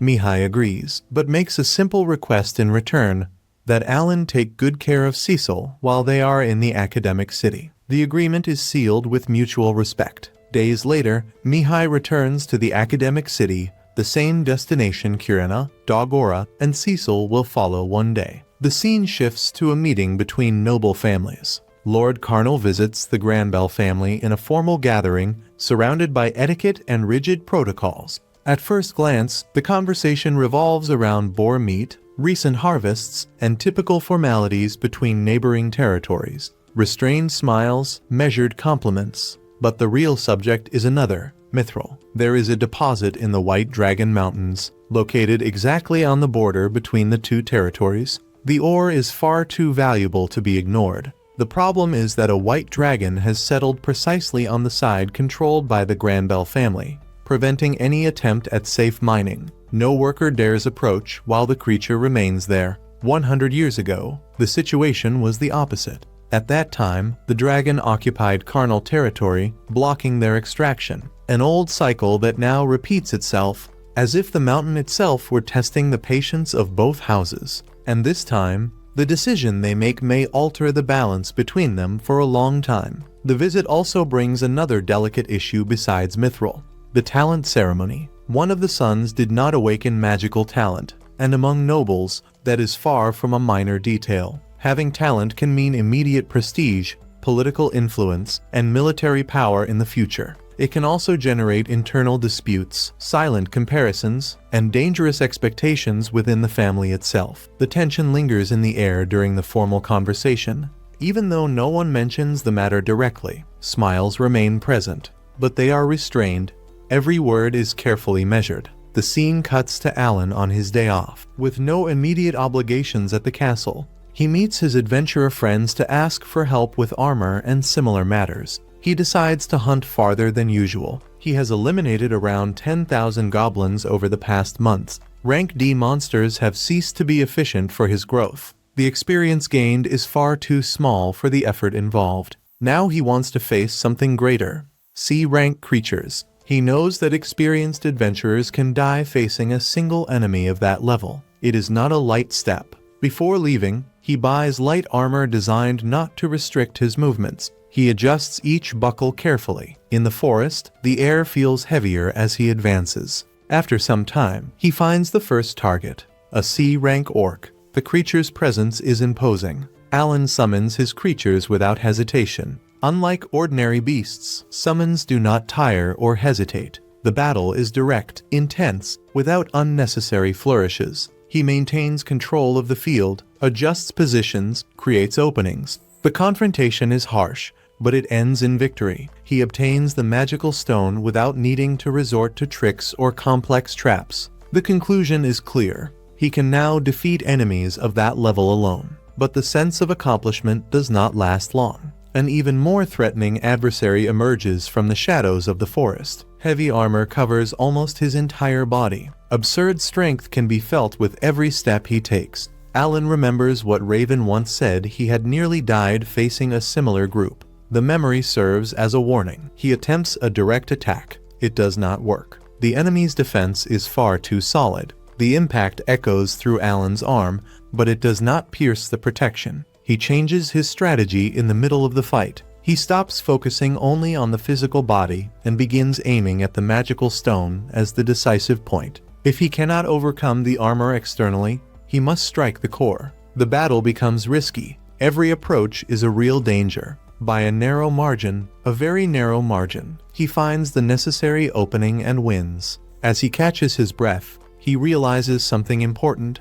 Physical attacks are not enough against certain opponents. Strength and technique have limits. Perhaps he needs magic. His intelligence is high. In theory, he could learn. The scene shifts again. Alan seeks out Professor Arlen and asks directly whether he can use magic even without apparent talent. The answer is cold, almost automatic. Without talent, there is no magic. They ask him to place his hand on the official test once more as confirmation. Nothing shines. No sign, no reaction. The result is confirmed without room for doubt. Alan understands the reality. As a summoner without magical talent, traditional magic is not an option for him, and that realization weighs more heavily than any battle wound. It is not physical pain, it is limitation. In an almost trivial moment, someone tells him to eat a cookie, as if that could ease the atmosphere or resolve the frustration.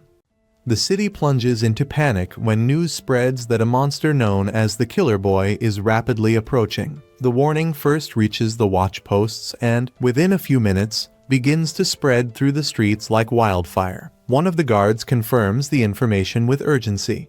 The creature was seen advancing at high speed, and if it continues at that pace, it should reach the southern port in less than 2 hours. The situation becomes even more troubling for another reason. Zeroth, the most powerful commander of the city guard, is away on a mission and will only return in 2 days. Without him, the military strength of the city is clearly weakened. With no other alternative, an immediate order is given by the remaining officers. The Adventurers Guild must be summoned to help with the defense while the residents are evacuated as quickly as possible. Messengers run through the streets, warning bells begin to ring, and merchants hurriedly close their stalls. Every minute becomes precious. Alan listens to the entire conversation attentively while observing the movement around him. After a few moments of silence, he makes his decision. He will also participate in the battle. Cecil immediately tries to stop him. She reminds him that he is her personal guard and that his priority should be protecting her,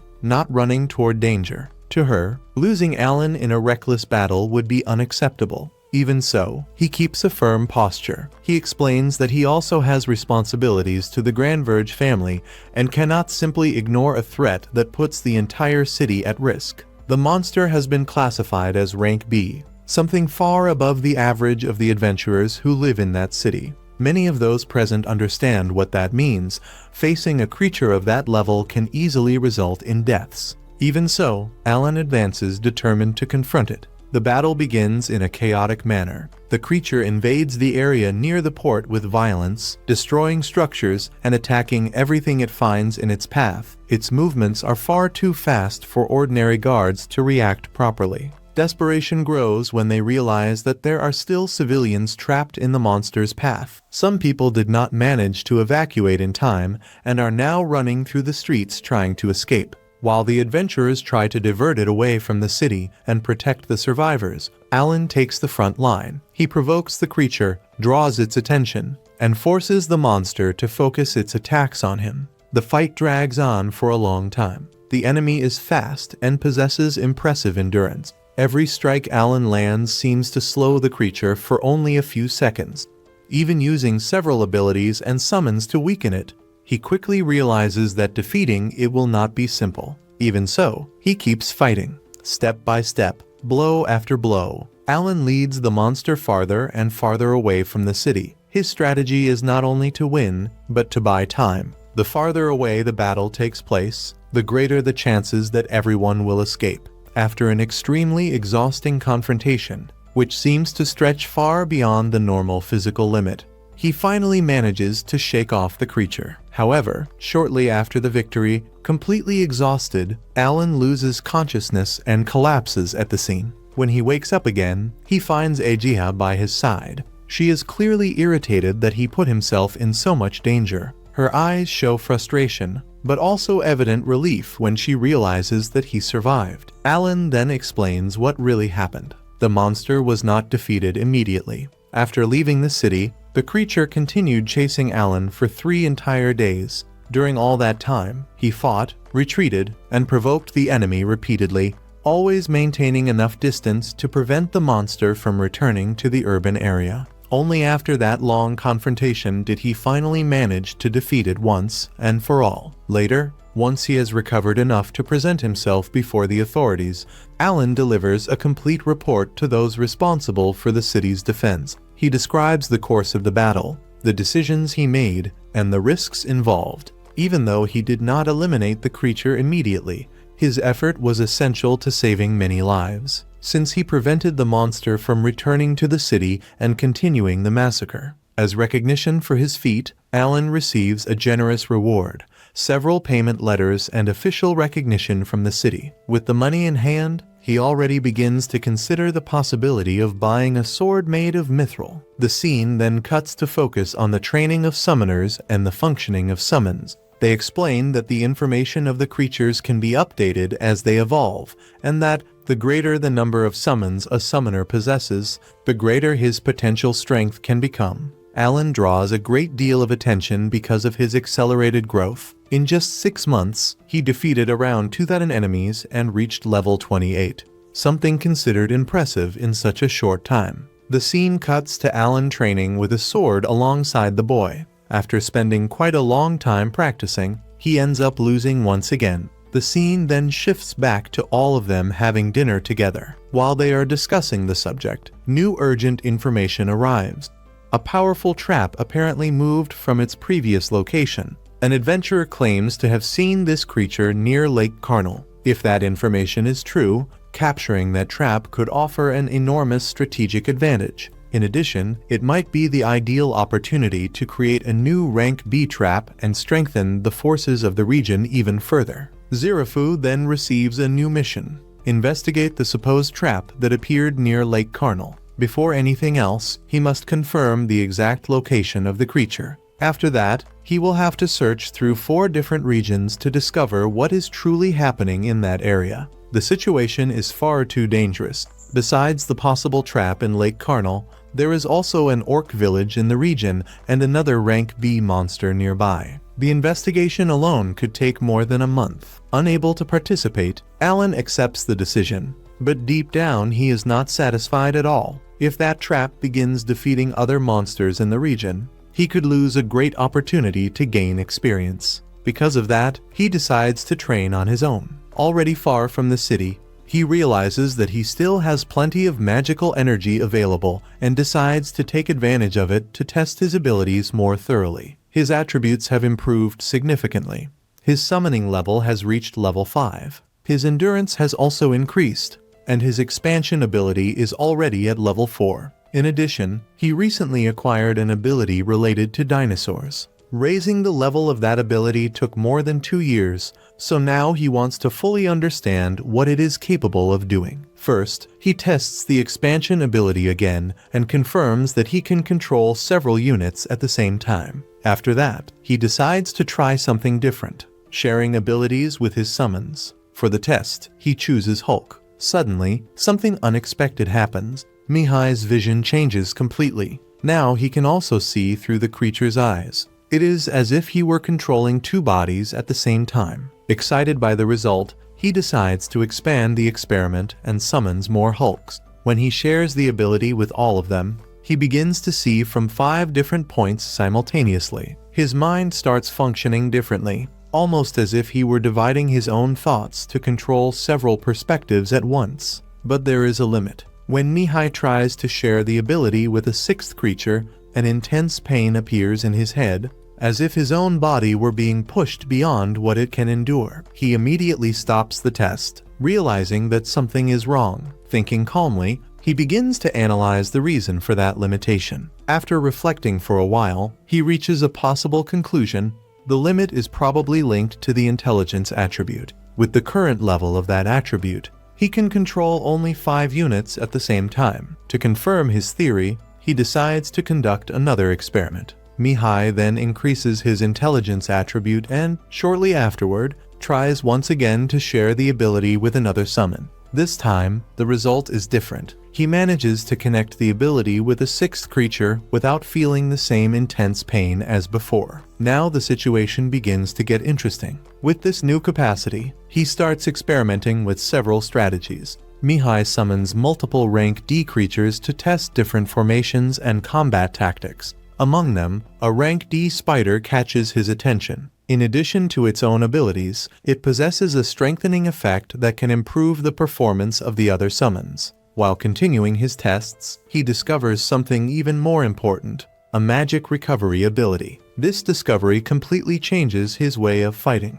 With mana regeneration, Mihai now has far more freedom during battles. Now he can keep his summons active for much longer and use abilities far more frequently without worrying so much about exhausting his magical energy. Hawk and the other summons take on specific roles, acting mainly as support and also as means of transportation when necessary. Observing the rapid growth of his abilities, Mihai realizes that his possibilities are increasing at an impressive speed. This excites him greatly, but at the same time it awakens a certain fear about how far this power might take him. He decides to visit his family with his bird, and there he sees Kiku Kirina from the moment she appeared calling out to him. His bird allows him to see his mother. The emotion of that moment still remains alive in his heart.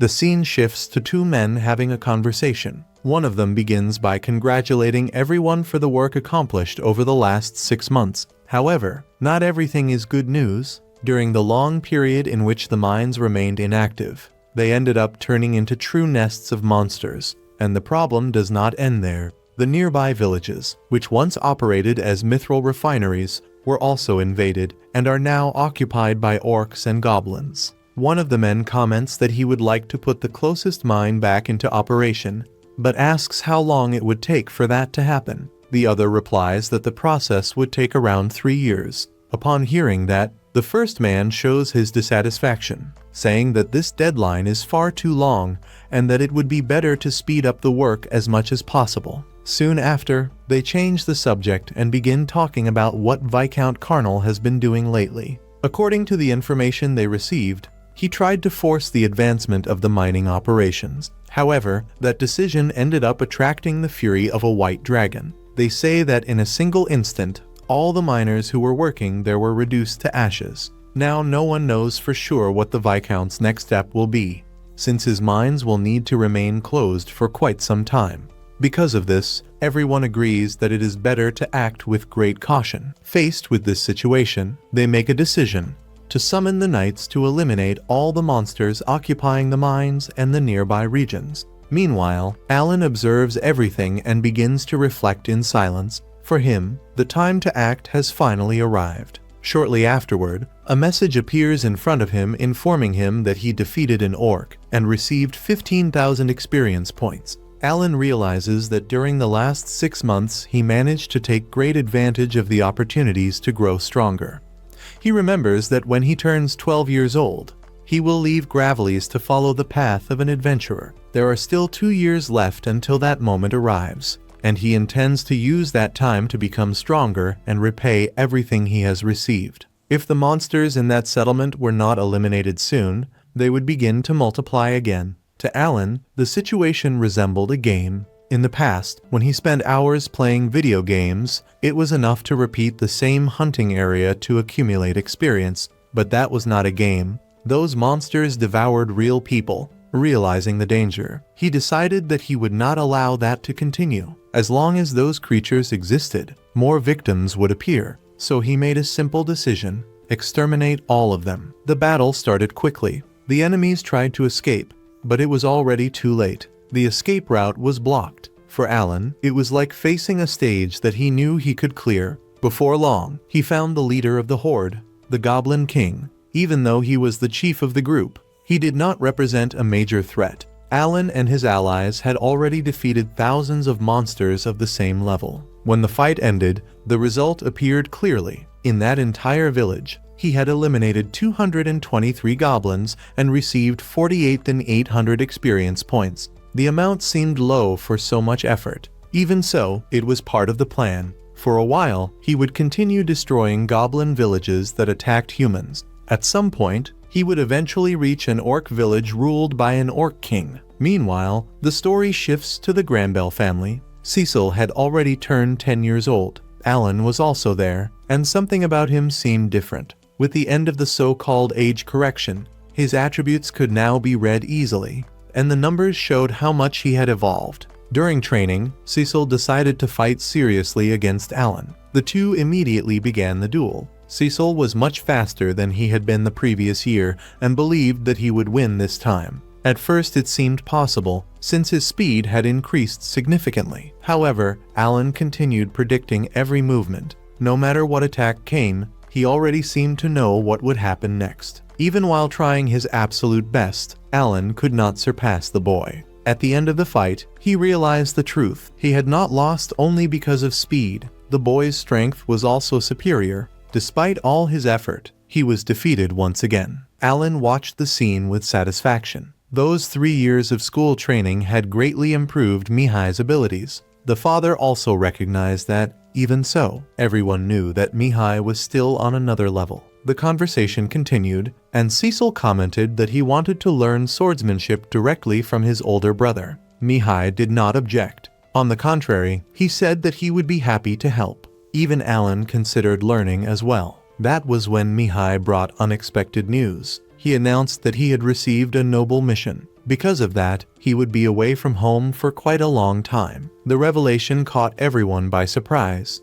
When they asked about the details of the mission, he explained that he could not reveal anything. The only thing he said was even more shocking. He would depart the very next day. Cecil was devastated. She had hoped to live beside her brother again. Mihai tried to calm her, promising that he would return after 3 years. Even so, for Cecil that time felt far too long. Despite the sadness, the family knew that noble duties could not be refused. The name Granbell carried responsibilities. In the end, Cecil accepted the situation and promised that she would wait for her brother's return. Before leaving, Mihai received one last instruction from his father. He asked Mihai to take care of Cecil and Alan and to protect them. Mihai replied that he would do whatever was necessary. Now he would depart to fulfill his obligations as a member of the Granbell family. Months later, Alan continued his hunt against monsters. In 6 months, he had destroyed all the goblin villages in the region and reached level 35.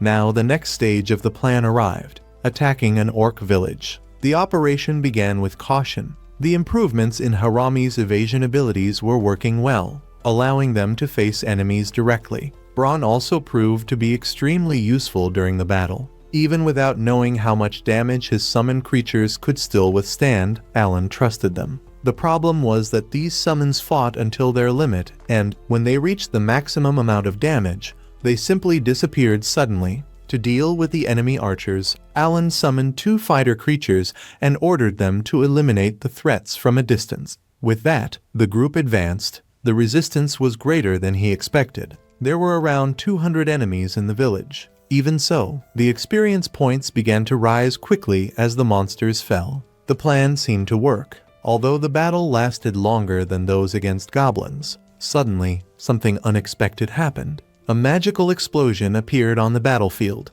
Alan realized immediately. Magic was involved. Soon the true leader of the place appeared. It was not just an ordinary boss. It was an orc king, and together with him there were magic users. That was the first time Alan witnessed real magic in that world, something that he himself could not even use. Instead of frightening him, it awakened his excitement. The gamer spirit inside him began to boil. Even so, the situation worsened quickly. There were enemies attacking points where his summons were not present. The orcs showed tactical intelligence. Some attacks came from positions where his iron balls could not reach. The battle turned into a war of attrition. there were still about 100 enemies remaining. To continue fighting, Alan decided to abandon part of his defense and use all available resources. He had many level D magic stones and could summon thousands of bears if necessary. Alan used his summons and magical fruits to keep the magic active while facing a large group of orcs. However, the situation changed when the Orc King appeared. Much stronger, he destroyed several summons with ease, proving himself to be a rank B enemy. Alan tried to respond by creating and strengthening new creatures, but the summoning speed was not enough and the range of the attacks made it difficult to hit the boss. During the fight, Braun was injured, and Alan realized that he would not have enough power to maintain the spells and defeat the enemy at the same time. When the situation seemed lost, the commander of the Knights Xenof, known as the Demon of Battle, arrived on the battlefield and entered the confrontation against the Orc King. His strength was impressive, defeating powerful enemies with extreme ease. During the battle, Alan noticed that the knights were focusing on the magical orcs, the ones responsible for magic and for the long-distance attacks. After the fight, Xenof spoke with Alan and revealed that he suspected his secret hunts, since several magical beasts had been found without their magic stones. Even so, he did not accuse him and showed respect for his talent, asking only that Alan share information about the progress in the elimination of monsters. Later, Alan reviewed his combat strategy. His plan was to use 40 summon bears to pressure the orcs from all sides, eliminate the magical orcs first, and win through numerical advantage, as long as he himself was not struck directly. Alan realized that attacking orc villages was worth far more experience than fighting goblins around 335,000 points, more than 7 times the value. Even if he failed, he saw the situation like a player, learn from each attempt to improve the next one. Meanwhile, at the Granbell family mansion, a messenger from the royal family arrives bringing Mihai's diary and devastating news. Mihai fulfilled his duty as a noble, but died during the mission. The news shocks the family. The father suspects that, because they are low-ranking nobles, Mihai may have been sent on an extremely dangerous mission.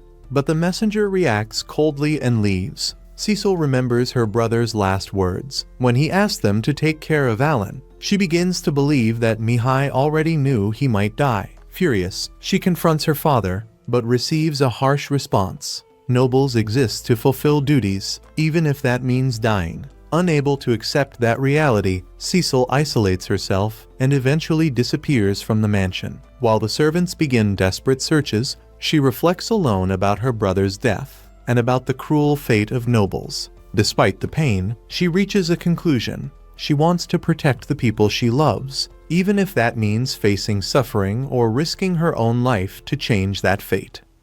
After running away from home, the exhaustion begins to weigh on her body much faster than she had imagined. Each step becomes more difficult, and the feeling of fatigue grows with every passing moment. It is at that moment that a voice appears, echoing in a strange way, telling her to return home. The sound feels close and distant at the same time, as if it were coming from inside her own mind. She becomes desperate, not knowing how to react, and everything around her begins to look distorted, as if reality were falling apart before her eyes, as if none of it were truly real. During the conversation, Alan mentions Mihai's strength, bringing back memories that still weigh heavily on him. He admits, without hesitation, that he was never able to defeat him, no matter how much he tried. But this time, there is something different in his words. For the first time, he is completely honest with himself, recognizing his own limits without trying to hide or justify them. With no other option, the two decide to return to the mansion.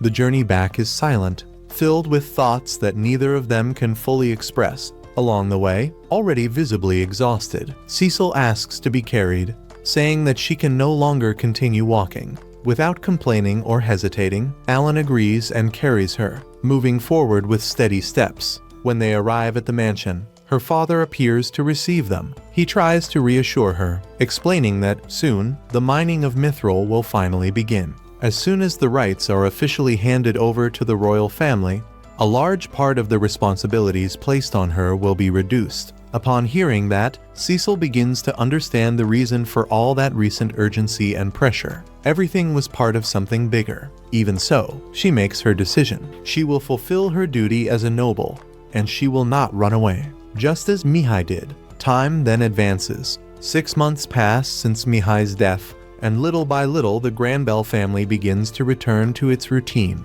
The orc villages, which once represented a constant threat, were eliminated by the knights, bringing a sense of safety that did not exist before. Meanwhile, the settlement focused on mithril extraction finally begins to take shape, growing day after day. The mining is expected to begin after the summer, and everything seems to be moving toward a period of stability and prosperity. However, not everything is completely resolved.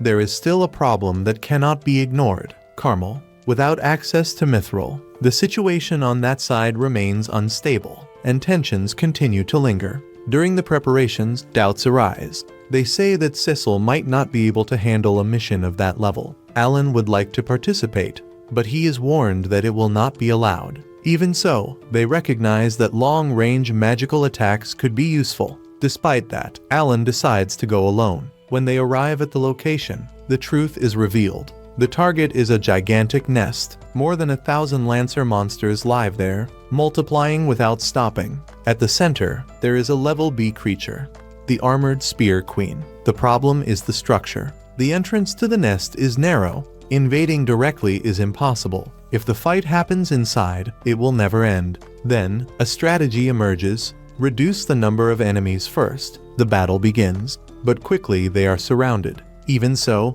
they keep advancing. Days pass, and then weeks. Even after an entire month of battle, the nest remains intact. Twice a week, he faces more than 200 enemies per day. In total, thousands have already been defeated, but it does not matter. The bodies disappear. The queen consumes them and generates new enemies. It is an endless cycle. Realizing that, he decides to change strategy. This time, he will not retreat. He remains on site every day. And then, finally, something changes.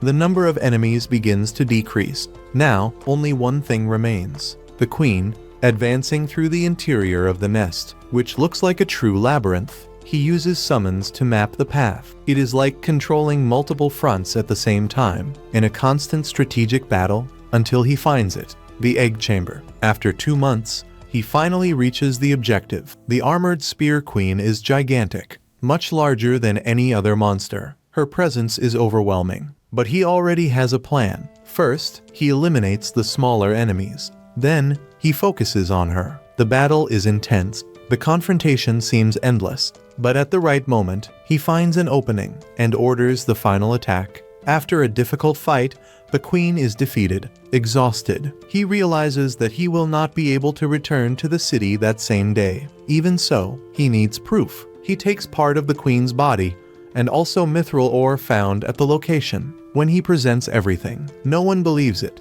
They say it is impossible, that it cannot be true, but then they take a closer look. The ore could not have been obtained by chance, and little by little, the truth is confirmed. The nest exists, and everything happened exactly as it was described. With no more doubts, a decision is made. A 5th vein of ore has been discovered. The knights will be sent immediately. And then comes the recognition. Alan, his performance was impressive. His unauthorized entry will be ignored.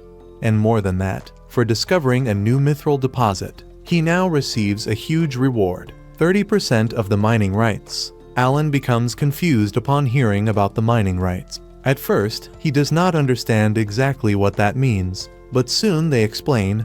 With time, he will realize how much profit it can generate. Even without fully understanding, one thing becomes clear: he has achieved something enormous. Time moves forward. With the arrival of October, Alan finally turns 12 years old. Unexpected visitors arrive at the location, breaking the tranquility that had been established. The royal messenger appears once again, but this time his presence carries a different weight. He is not alone. At his side, there is a representative of the influential Carnal family. The mere presence of that name is enough to make the atmosphere tense. The mood changes immediately, becoming heavy and uncomfortable. After being formally received, the visitors begin by praising the recent success of the mining operations, acknowledging the progress that has been achieved. However, shortly afterward, they reveal the true reason for their visit. by presenting an unexpected proposal. The proposal involves the joint management of the so-called 3 white dragon veins.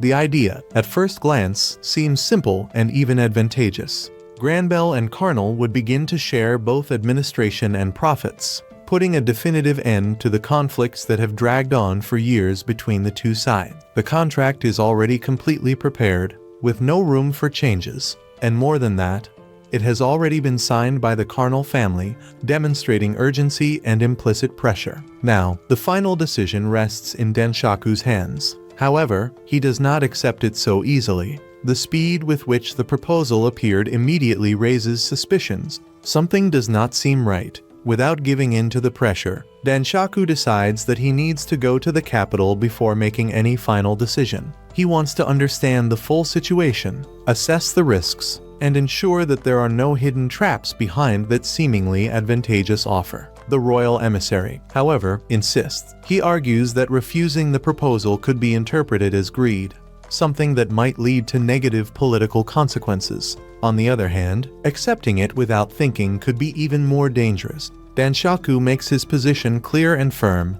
He does not trust anyone easily, especially in situations that involve such great interests. He states that he will not accept anything that could put his family at risk. In his mind, all the hardships faced over the last 100 years are still vivid, an entire century of suffering, losses, and constant struggle. Now that they have finally achieved something valuable, he has no intention of giving it up so easily. The tension in the environment increases with every moment, and it becomes evident to everyone present that any choice made at that moment could bring serious consequences. Even in the face of this impasse, a possible solution begins to emerge. The idea is to wait for the return of the Knight Commander and only then proceed together to the capital to make a safer decision. But before any plan can be put into action, everything changes suddenly. Cecil is attacked. An intruder invades the place without warning, and chaos instantly takes over. Without hesitation, Alan reacts immediately and rushes into combat, trying to contain the threat. In the middle of the confusion, everyone tries to protect Cecil, but the situation quickly spirals out of control. Despite their efforts, they fail. Cecil is captured and taken away right before their eyes. Suddenly, one of the mages throws a smoke bomb that causes Alan to lose consciousness. When he wakes up, he realizes that both of them are tied up. Even in that condition, he knows that a summoner can still fight, as long as he can see enough to act. Without wasting time, he summons Chappie and begins to move strategically. Observing the environment around him, he realizes that they are inside some kind of storage area. The place is large, but it is filled with enemies. While staying hidden, he overhears the kidnappers talking among themselves. They analyze Alan, evaluating his abilities. Some comment that he is skilled enough to be sold as a slave, which reveals the true nature of that group. Others show concern, mentioning dangerous names. Among them, Zinov, the Knight Commander, appears someone known for having faced entire armies alone. At that moment, Alan understands something crucial. He cannot rely on external help. If he wants to survive and save Cecil, he will have to act on his own. As he tries to move more freely, he realizes an even bigger problem. His mithril sword is no longer with him. He probably lost it during the attack. Now, he is even more vulnerable.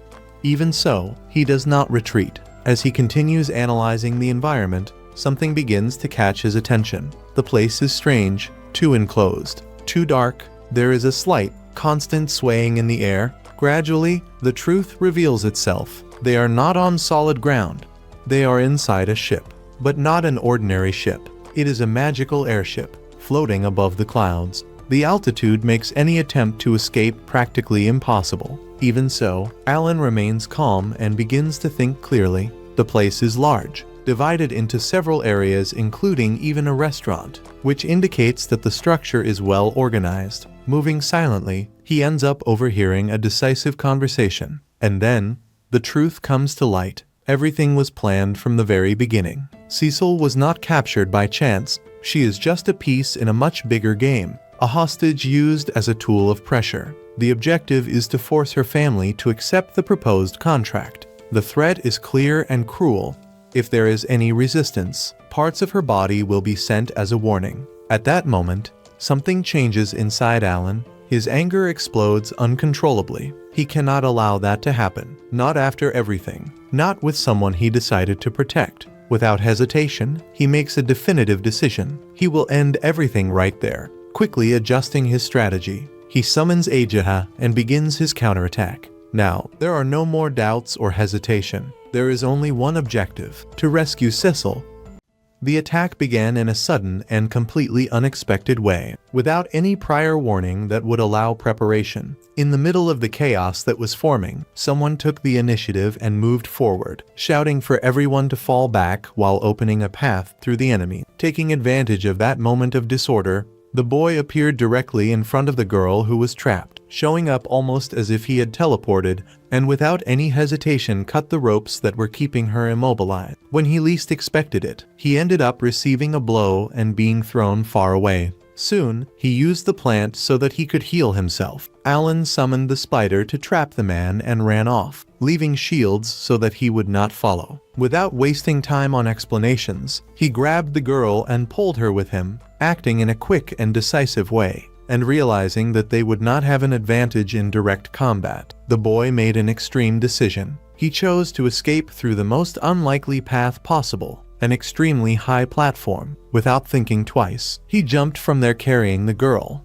trusting only in his own endurance to survive the fall. The impact was violent, making it clear that he had been injured, but even so he managed to get up and continue moving forward. After they moved far enough away, he used some herbs to treat part of the injuries, both his and the girl's, recovering the minimum necessary to continue. With no other option, he placed her on his back and started running again, knowing that the danger was still chasing them closely. The girl, still trying to understand what was happening, could not help but question who he really was, how he could become so strong from one moment to another, and where those unusual abilities came from. However, he simply ignored the questions and kept his focus on escaping, making it clear that he did not intend to fight, since he recognized that those enemies were far beyond what he could face at that moment. The objective changed completely. Now, everything revolved around surviving. The plan was to head toward a distant point in the mountain, a territory considered safe, even if it took several days to get there. During the journey, he summoned another creature with the function of erasing their tracks,